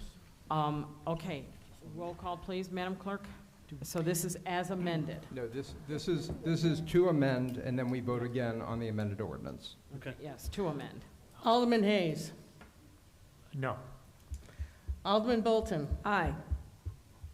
Alderman Seeger. Aye. Alderman Mozio. Aye. Alderman Kirkwood. Alderman Newsome. Aye. Alderman Turner. Aye. Alderman Rivera. No. Alderman Florian. No. Motion passed. Okay, so the ordinance, the motion on the floor has now been amended, and now you vote again to actually approve the ordinance as amended. Yes. So now we're voting, just for everyone's Yes. clarification, on the amendment. Yes. Okay. Yes. Yes. So can I have a But Can- for all the officials, not just, Right. No. right? Right. No. Yes, Okay. this is everything. Okay, hold on. Okay. Yes. So can we have some comments before we vote? Is that okay? Sure. Can I just make a comment quickly?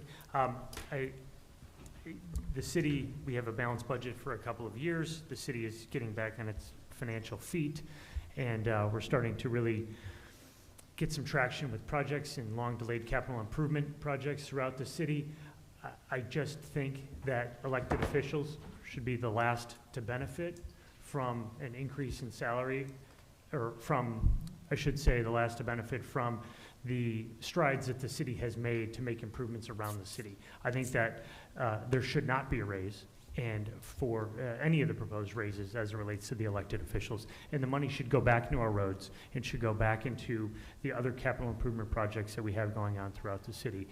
The city is improving, its financial position is improving, but I don't think that the elected officials should be rewarded with a raise, at least not yet. So that's where I stand on that. Your Honor? Yes. I agree with Alderman Hayes on some of the points. At least, I think the clerk and maybe even the mayor's position needs to be upped a little bit, but definitely not the alderman. I don't think the alderman, deserve a pay raise. But I would say the mayor, with the recent, results of the referendum, the mayor has been stuck the same salary for quite a bit of time. But that's a political football that maybe you guys can address later. I don't know. I wanted to just do the clerk and not worry about the mayor, the treasurer, and the alderman. So I'm sort of stuck in a bind here. Stuart, is there any way we could take that out, or no? Do we have to take all the elected officials, or can we take them by group? It would be, basically, you'd be amending the ordinance to kind of bifurcate it, or trifurcate it, or slice and dice it as many ways as you wanted to.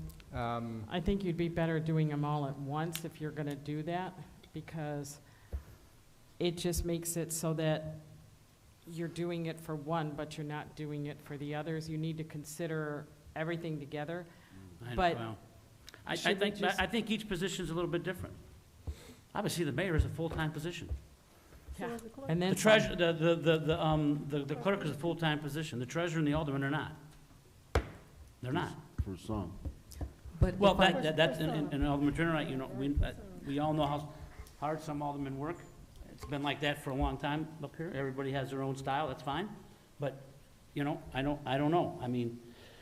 I agree with Alderman Hayes, just because we've found some financial, prosperity. But, so I'm sort of, And again, I would like to point out, the alderman's increase will not take place until 2027. so that'd be the next. Yeah. Right. That could always be redone too, couldn't it? Right. Well, 2027 will be our year that we will start to feel the pinch again. Well, maybe. We don't know. We've done a 5-year forecast, and that's what we're showing so far. So we like to cover that and make sure that we've got some savings to cover that year, because that's what we feel will be our next pinch I year. guess my question is, if we vote this, what people have to understand also too is that the clerk and the mayor and the treasurer, it's gonna take effect in 2 years. Right. Any raise that they would get. The alderman would not take effect until 27, correct? 27. That could be readdressed, correct? That's why I didn't like, I don't like taking all the elected officials at the same time, because it's staggered terms.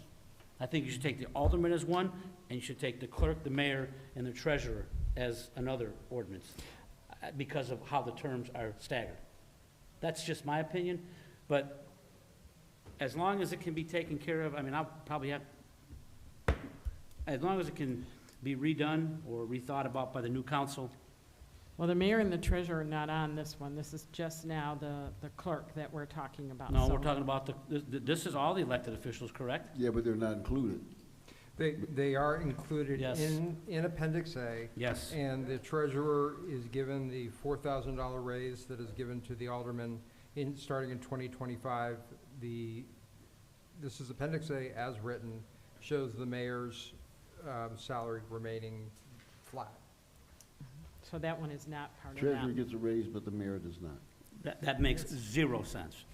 I agree. That makes 0 sense. No offense, Doc.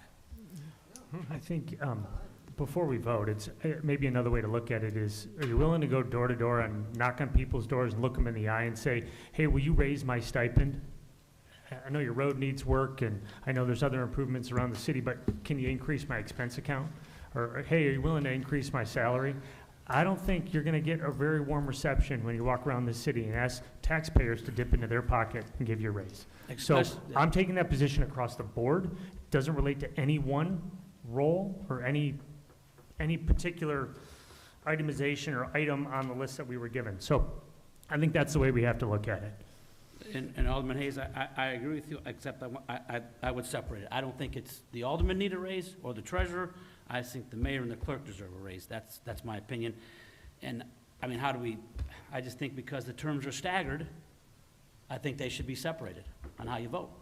That's just my opinion. I don't know if we can do that. Can we do that tonight? Or is that too difficult to do? I think I would suggest maybe taking it to the next council. What do you think?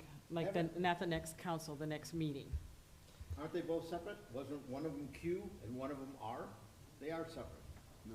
No, one was employees and one is elected officials. The employee, and we've already voted. That's what he's asking. No. Elected, yeah, no. Q is for all non-union employees, not in a collective bargaining agreement, correct? Yeah. And R is the elected officials. Can we? So they are separated. So, No, the elected officials is not separated. so, I learned to read at Waukegan, Yeah. just like you. Yeah, but they're not separated. so, Read the paper. but, yeah, so, Alderman Moiseo? Yes. There are, to do what you're asking for procedurally, there are a few things that you could do. You could use your aldermanic prerogative to hold this over until the next meeting, and it would take a 2/3 majority to overrule that holdover. You could ask us to do a floor amendment right now to kind of break this up into different components, or you could go line by line and through Appendix A and discuss what you want to do with each of the positions. Well, what is the opinion of my colleagues up here? Alderman Hayes has chimed in. They always do, for better or for worse.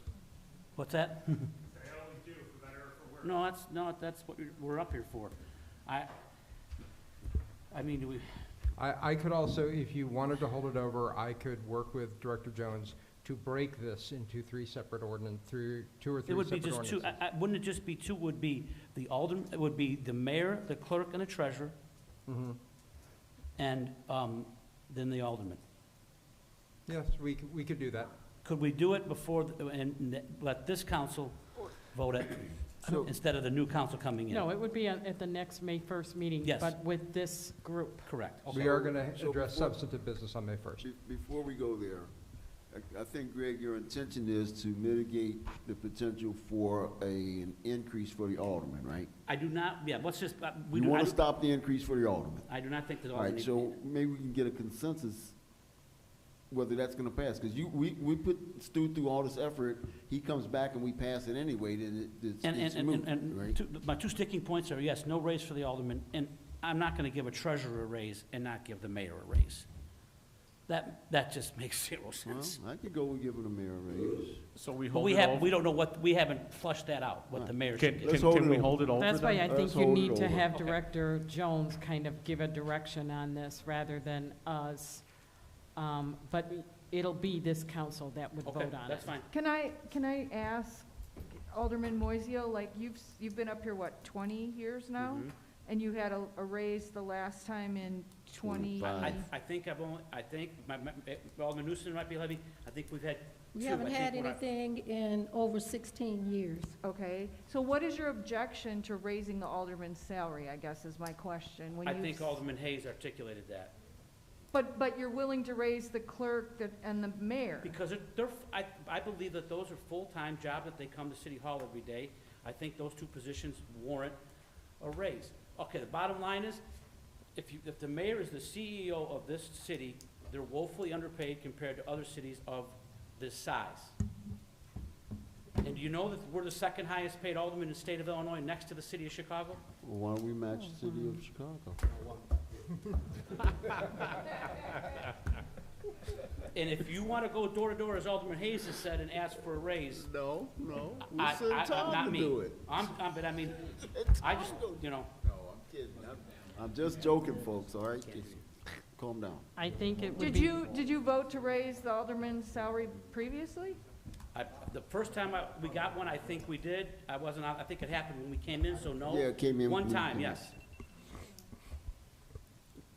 I mean, I think, Director Jones, when was the last time anybody's salary was, or any elected official, do you know, or do you have that with you? It was the treasurer was the last one, I think, she said. 2016 or something? Or was it 12? For all the positions? So in 2012, all the positions were receiving annual increases from 2005 up until 2012. The treasurer's role had an increase on May 1st of 2012 at $22,384. The mayor's salary was $118,502, which is currently still the case, and the clerk's was $80,720, which is still the case. And then in May 1st of 2013, the treasurer's salary actually went down to $22,000 to match that of the alderman. So when did the alderman get an increase, 2012? No. That went up to from $21,000 to $22,000 May 1 of 2010. Okay. And that was an increase once it was voted in after 2007. They gave us an increase, I guess, of the 2% each year. Correct. So the alderman was at $18,000 from May 1st of 2006, and then went from $18,000 to $19,000 in 2007, and then up to $20,000 in 2008, $21,000 in 2009, and then $22,000 as of 2010. Mayor, if I could suggest holding this over, there's a lot of language that has to be I think worked so out and be specific. And I think what we do is, when you have your aldermanic briefings, you guys sort this out then and come up with whatever you need to come up with. Excuse me, Mayor. I would actually, if possible, like to have these conversations before the automatic briefings, because that happens on a Thursday. The agenda has to be posted on that Friday. Yeah. So I would need to know what the consensus is way before that. Absolutely. So why don't we set it up like this Monday. week, that every Yeah. single alderman has an input into this? Don't wait till the last minute and then get up here and vote something different. Talk to Director Jones, and let's get this finalized and not battling this out up here.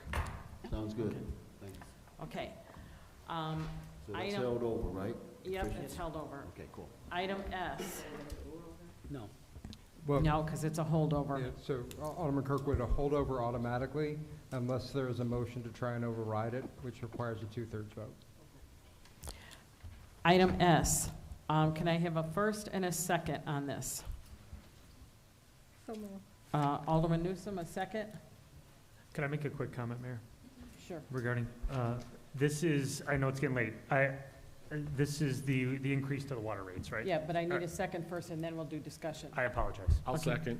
Alderman Rivera, so it's Newsom and Rivera were the first and second.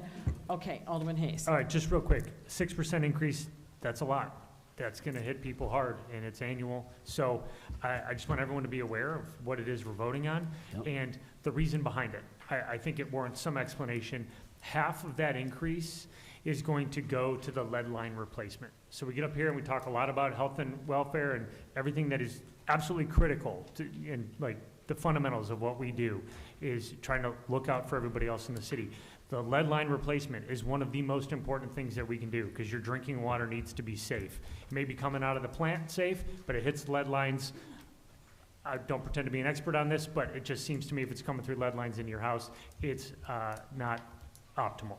So part of the increase is to fund the lead line replacement, and there is a state mandate for a certain amount of time for us to get that work done. The other 3%, just roughly speaking, the water plant, we have this tremendous resource that is Lake Michigan, and we are able to tap that water, but it takes a lot to run the water plant. Many components of the water plant have not been increased in many decades, or excuse me, improved in many decades. We discussed it earlier during Public Works with the change order that came up. So, and speaking with the director, electrical is a major component throughout the entire plant that needs to be, I'm not even gonna say improved, just needs to be redone. And you can imagine the scale and scope of a project like that. The storage tanks where the drinking water is coming from or is stored need to be drained, cleaned, painted, or relined, whatever happens with those storage tanks. There is an incredible amount of sludge removal that needs to take place at the water plant. So when you ask, why am I paying more every year for a water bill? These are some of the things that need to happen to make it so that we can get the cleanest water possible to everybody throughout the city. And I think in the future, if the idea is that we can sell the water to surrounding municipalities, we need to demonstrate that we're selling a top-notch product. So this is an investment. This money is going back into the water plant and is investing the lead lines and the water plant. So not terribly articulate. However, I just wanted everyone to know kind of where the reason for the increase and where the money's going. I'll just piggyback on Alderman Hayes, but we're agreeing a lot as I walk out the door here, Alderman Hayes. I waited till the last minute. It's okay. One word or two words, Flint, Michigan. You don't want to be that. And then the Jacksonville, Mississippi, you hear all the time in the news about these communities that have trouble with water. Mm-hmm. You don't want to be that. Right. You do not want to go cheap on that. Right. And I bet you even with it, we still, if you compare our water prices to other communities, we're still very reasonable. We are. We are very reasonable. We've always done that.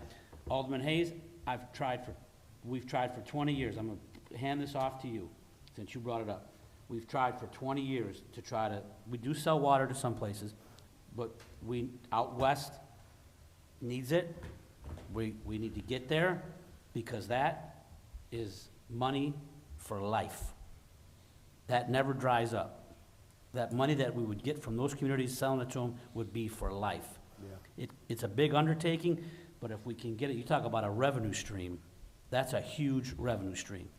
So, as I walk out the door, that is your charge, Alderman Hayes. Thank you.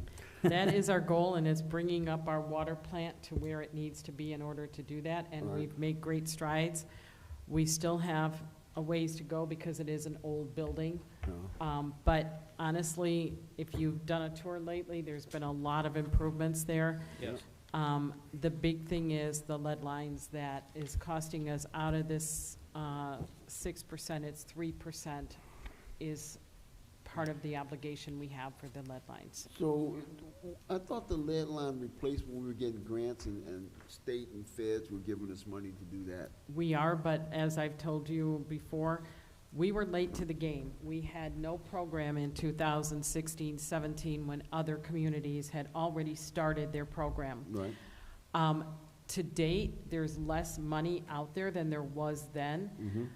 Even forgivable loans were 100%, but starting next year, they're 49%. Okay.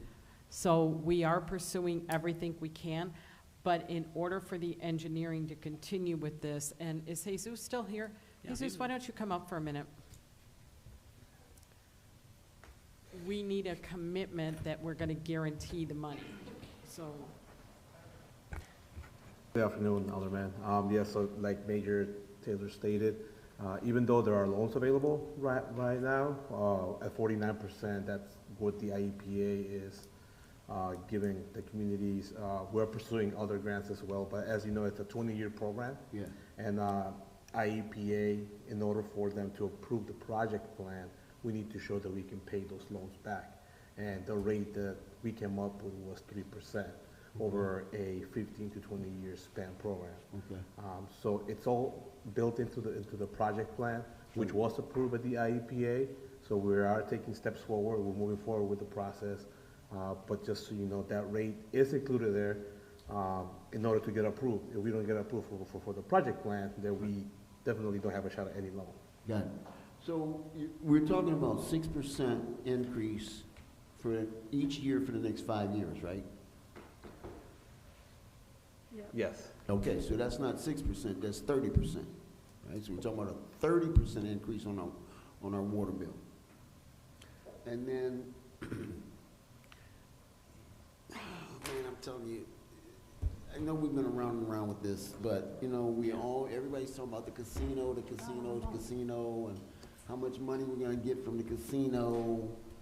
So here, when does the casino money come in and we start using some of that money? Well, the casino money, yeah. Just please, ma'am. Why do we have to keep hammering the citizens, the taxpayers, when we keep yelling about this freaking windfall we're gonna get from the casino? Well, there's people say that it's a windfall, and it is money. Let me be honest, it's money. It's the first time that we've been able to do things because we know, including capital improvement. Where do you think your road money's coming from? Everybody wants roads, and the only way we've done roads over the years is to bond them. Mm-hmm. Well, why are you paying 22 years of, it's like paying a mortgage for 22 years on a product that's gonna last 10. That's insane. And that gives us the ability that when we need a new police station or anything else, we don't ever have any money. You know what I mean? That's never on the, or like an animal control. Why was that never done? Because there's no money. Right. So you have to bond everything. What we're trying to get to is we still have $89 million worth of bonds out there that we need to pay on. That's Right. our debt that we'll be paying on. But that's not answering my question. We're getting monies from the casino. We're getting increased revenue. Besides, no more taxes, discount tax or not count the tax. Money from the casino. We get $1 a head every time somebody walks through the door. We get 3% of gross gambling revenues. We get food and beverage tax. There's a lot of loot coming. We're getting millions of dollars, unless I'm misunderstanding it, just from construction permits alone. Certainly hundreds of thousands, right? Yes. So when do we get to spend that money on some of these things rather than taxing our citizens? Instead of increasing my water bill, take some casino money and pay for some of these projects that you need to get done.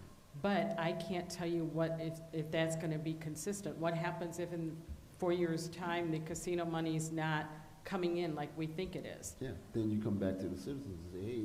Well, but that's not how you get, that's not how you get the guaranteed work for them. I've heard enough, thank you. But we will be, I mean, where do you think your road money's coming from and all of that? You've gotta have money for roads.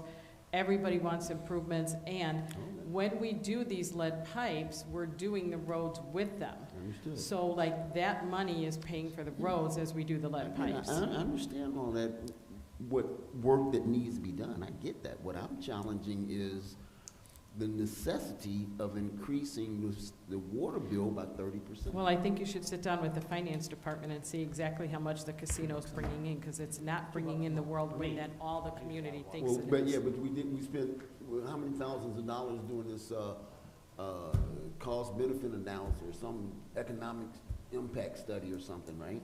So based on that, what does that tell you? We're gonna get some money or not? We are, we get money, we get money from property taxes and things, but again. Call for the question, please. Yeah, call for the question. Call for the roll, I ain't okay. voting for it.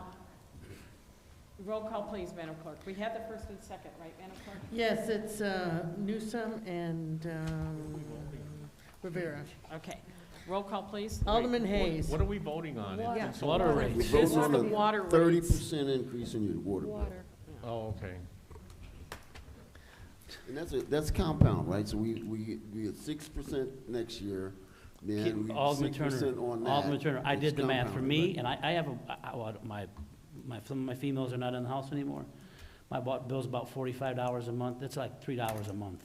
I can afford it? Yeah, I think so. Okay. That's me, but I mean, and I used to have a higher water bill, but thank God they're out of the house, but. You're blessed, man. You got 2 Call jobs. for the question. Working 2 jobs Okay, down roll there. call, please, Madam Clerk. Alderman Hayes. Aye. Alderman Bolton. Aye. Alderman Seeger. Alderman Mozio. Aye. Alderman Kirkwood. Alderman Newsom. Aye. Alderman Turner. Absolutely not. Alderman Rivera. Aye. Alderman Florian. Aye. Motion passed. Thank you, Madam Clerk.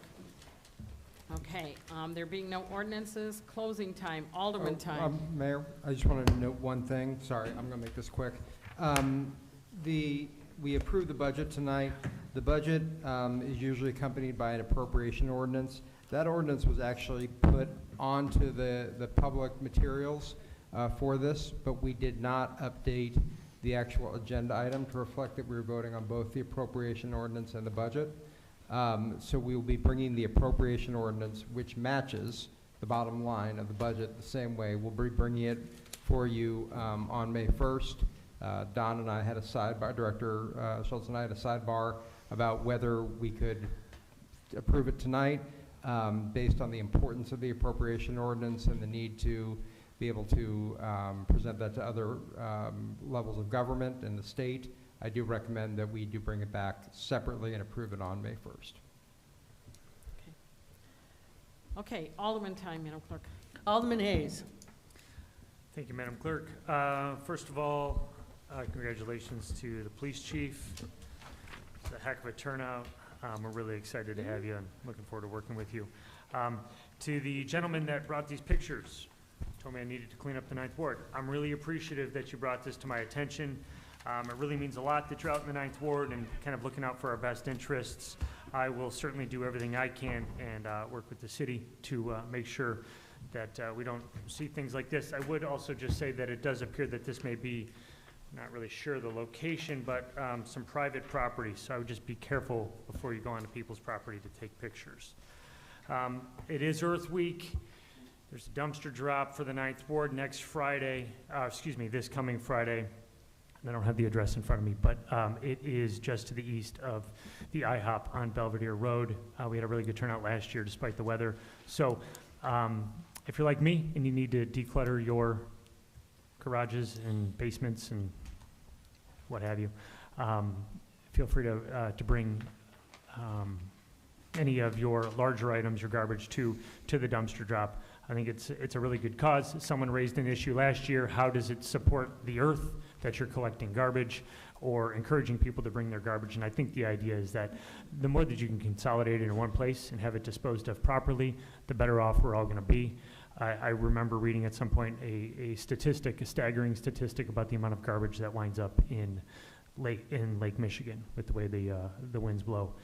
So yeah, you may be a couple miles from the lake, but things have a tendency to find its way out to open space. So there's a list of items on the city's website that you cannot bring to the dumpster drop, but it's a good cause. So check it out. It's Friday from 8 to 3, and that's all I have for tonight. Thank you. Alderman Bolton. Yes, I just want to publicly announce the celebration of one of my constituents, Geraldine Hughes, who celebrated her 90th birthday. It was an excellent gathering, and it's great to acknowledge life. And there was many other events that I attended this weekend. And I also want to acknowledge Trinity AME Church is giving scholarships away. That was a great event also on Saturday morning, and they have extended their application process till the 30th. So if you know anyone from ages 18 to 22, please contact me at my business line at 224-607-8445. It's also on the website. So please, because we want to encourage our youth, right? We talk about being proactive.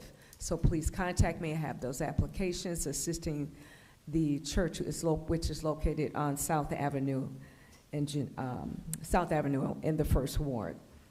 And then also just reminding you all that each ward have their own community police officer. I just want to ask the phone number that's on the flyer. Can I publicly announce that? Yes. Yes. So the officer for the 1st Ward is Officer White at 847-596-5463. And so there is designed to bring collaboration between us as a community and our officers. So please reach out to your community officer. So that's the one for the 1st Ward. And that's all I have. Thank you. Alderman Seeger. Thank you. I'd like to wish our new chief the best in all his endeavors. And good luck to his family, everyone with the police department. Keep up the good work. And thank everybody for joining us tonight. And have a safe evening. Thank you. Alderman Mozio. Yeah, Mayor, probably, but I talked to Officer Newman in passing back there. We've been writing some speeding tickets. I think one of maybe the deputy chiefs, we won't have them do it now, but maybe we need to get a report on how many tickets we've written and some things of that sort, because they have been. Officer Newman filled me in that we've been writing some speeding tickets, so I think we need to publicize that.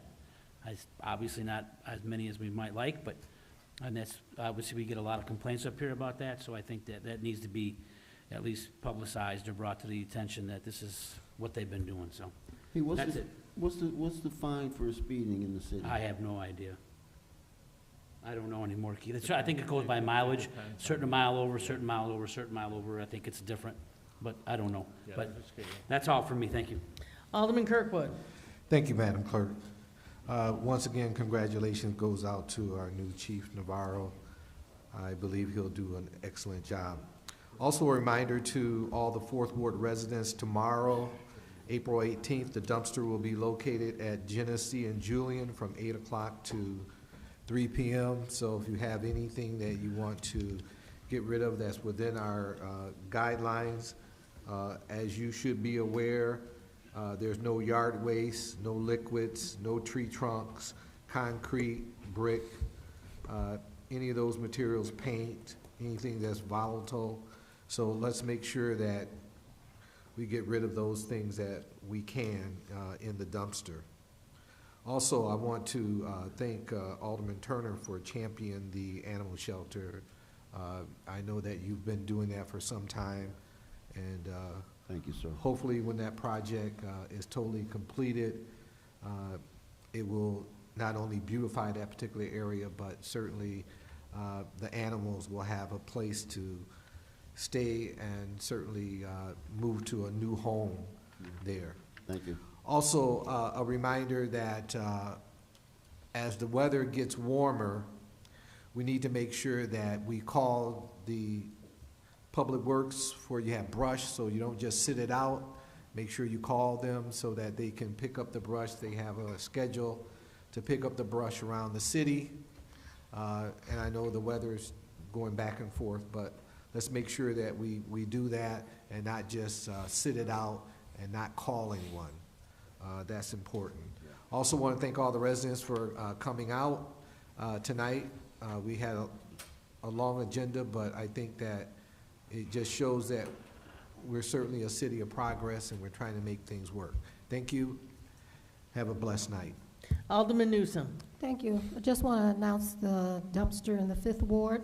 It's going to be this Wednesday, and it's going to be in the area of Grand Avenue and Yeoman Street. It'll be in the parking lot area there. That's Wednesday, April 19th, and it'll be from 8 a.m. to 3 p.m. Take this as Alderman Hayes says, as an opportunity to clean out your basement or garage, or a chance to not have to pay for extra service for your garbage pickup, and use this as an opportunity to get rid of a lot of unwanted items. And that is all I have. Thank you. Alderman Turner. Thank you, ma'am. Well, I got several. Someone mentioned during audience time that we're doing another search for a city administrator. Is that accurate, Mayor? Oh, what? Somebody in audience time said we're doing another national search for a city administrator. Is that accurate? That's not, I haven't heard that, so I don't know where his information's coming from. Yeah, well, I don't either. All right, so, but then what about, I mentioned the last two meetings that in last year we passed a resolution to honor Alderman Tempest with honorary street name for Hickory Street between Glen Flora and Gulf, and what's the status on that? It hasn't been brought to me, so if why don't you bring that up at the aldermanic briefing and talk about it then? Okay. All right. Nextly, on April 29th, there's this gun buyback, and I don't know how you can buy back a gun that you didn't sell, but anyway, I just want to clarify for the public, it's my understanding that tax dollars are not being used to buy those firearms. Is that accurate, right? It's donations made to the church? Okay, cool. And then there's another kind of a sticking point, an interesting conundrum, I think, in that supposedly there's not going to be any questions asked, right? But as part of the gun control initiatives, the state of Illinois passed a universal background check in 2014 and in 2022. So they passed the same law twice. So it doesn't seem to me that you can allow to have police presence, because you're actually are going to spend tax money. You're going to have police officers there paying them with tax dollars. But how are you going to then allow the church to engage in a firearm transfer, multiples, without doing a background check? That doesn't fit with the legislation. Can we answer that? There's buyback programs all the time. I mean, I know, but Well, that, Alderman Yeah. Turner, it's a fair question, and we can talk about we can talk with the police about the chain of custody Yeah. of the actual firearms. I think in most cases, the firearms are taken to usually be immediately destroyed. Yeah. And so we can verify with the police department who actually takes possession. And not to be facetious, I don't think that the diocese actually takes possession of the firearms. yeah.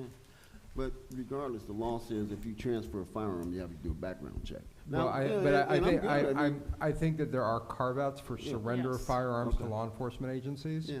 And so we will make sure that, once again, very fair, and you're knowledgeable on this, it's a very fair question, and we can make sure that and we can assure you and the public of the procedures that we're actually undertaking. And I definitely need to have that answer, because I don't want to violate the law, and it is my intention. I got some junk that I want to get rid of, so if you're going to pay me for it, I'll go get something that works. All right, and then in the 6th Ward, our dumpster drop is going to be this Wednesday on the 19th from 8 a.m. to 3 p.m., or 8:30 a.m. to 3 p.m. It's going to be at 1702, right under the power lines on Walnut Street, 1700 block of Walnut, under the ComEd power lines, also known as the Coyote Highway. On the 22nd, Saturday, Mrs. Brenda Hashknecht and I are going to be cleaning up County Street between Ridgeland and Gillette, and possibly as far south as Franklin. If anyone would like to join us, we'll be out there from 9 to 11 a.m., Hashknecht family and I. And then finally, this is pertains citywide. As a reminder, no burning of yard waste, leaves and brush and so forth and so on. As Alderman Kirkwood mentioned, you got that big brush, get it out to the curb. The guys on Public Works are making a route, they're rumbling around. Maybe they don't get there as quickly as you like, so give them a call or give your alderman a call in the 6th Ward. Of course, you can call me anytime for any reason. That be that. Thank you all very much for your time and attention. Alderman Rivera. Thank you, Madam Clerk. First, I want to offer my condolences to all the Waukegan families that had lost a loved one. I want to thank everyone that attended, and especially everyone that stayed, because it is almost 9:30. So thank you very much for your attention. Also, a big congratulations to Chief Navarro. I've known Nitza and Edgar for over 20 years. Wonderful people, and Waukegan could not be lucky enough. And I say that sincerely. Also, the dumpster for the 7th Ward is going to be on Thursday the 20th. It will be at Bowen Park, and it'll be at Bowen Park on the south entrance through Greenwood. So just to be specific on where to go on the location. Alderman Newsom is correct. This is an opportunity for you to save some money, because you don't have to pay extra for any of those large items that you would necessarily have to put out and then call Waste Management to have them pick up. So that was a really good point there.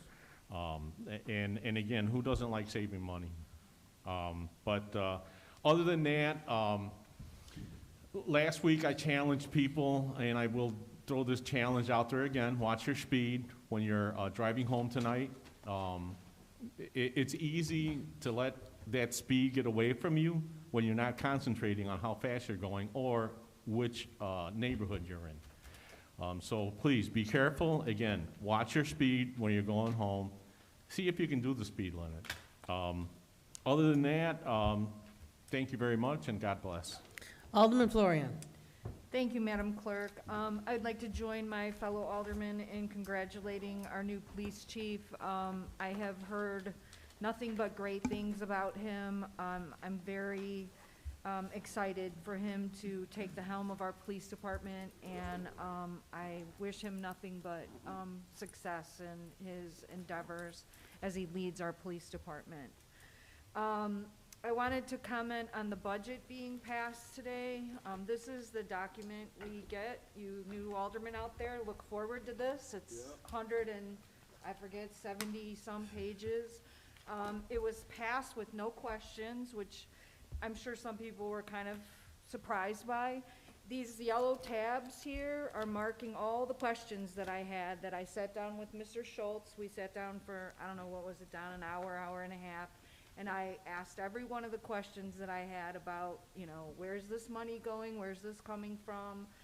Can we use this money to invest in our community? Whatever the case may be. So rest assured, some of us up here asked lots of questions, even though they didn't get asked tonight. I had my questions answered ahead of time. Our budget is balanced again. I commend the mayor for that.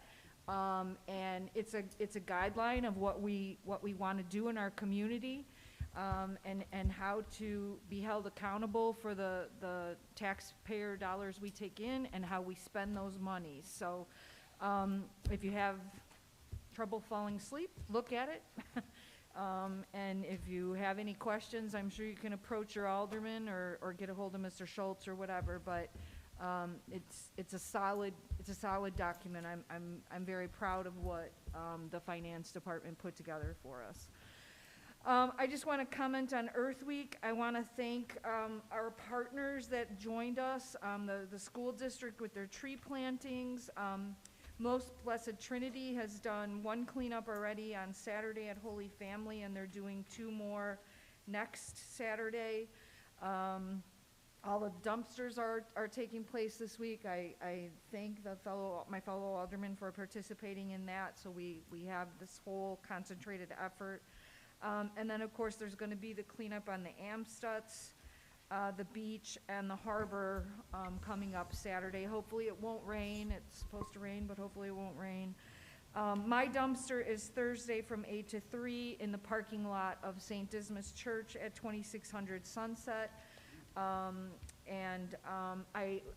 would be remiss if I didn't thank Public Works also for helping with all of this. They're picking up some of the garbage. They're obviously managing the dumpsters. Thank you, Chris, for making all of this happen for us. We're going to try to weigh everything so we can tell everybody how much crap we picked up. So, thank you. Have a good night. Your Honor, I wanted to mention one thing before I left. I was remiss. The original owner and founder of Stearns, Melvin Stern, passed away. Oh, I did not know that. I know that because my daughter babysits for his daughter. Okay. So, Yes. people that have been around know Stearns Clothing down there. We took the building down a while back because it was just beyond repair, but Melvin Stern has passed on. Okay. Thank you. In closing, I just want to thank Madam Clerk for setting up the light bulbs tonight for autism awareness. And if you notice, our spotlights are in blue too. It's also Child Abuse Awareness Month as well. In closing, I do want to make one quick remark, and it'll be the only time you hear me talk about this because it's kind of, I'm over it. I have had a lot of people, there was a rumor for a while that I had cancer, that I wasn't feeling well. For those of you who haven't noticed, your mayor has lost 60 pounds. She does not look like she used to look. I'm still on my weight loss journey. It has been a health thing that I've wanted to do for myself, and you heard tonight that I am diabetic. Actually, not anymore. So I want to put that out there.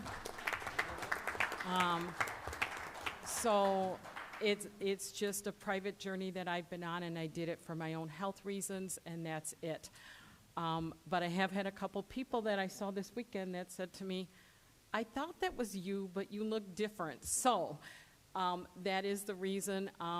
Actually, Alderman Mosio, I want to thank you for, kind of talking about health at one point, and it was at a time that I needed to hear it, so thank you.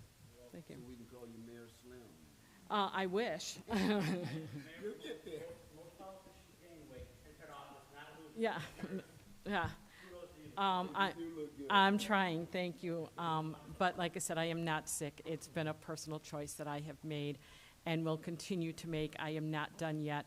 But thank you to everyone who has reached out to me. And like I said, it's just a personal journey. So thank you. You do look good. You look really good. Thank you. Can I have a motion to adjourn? Motion. Second. Alderman Rivera, Aye. second by Alderman Kirkwood. All those in favor?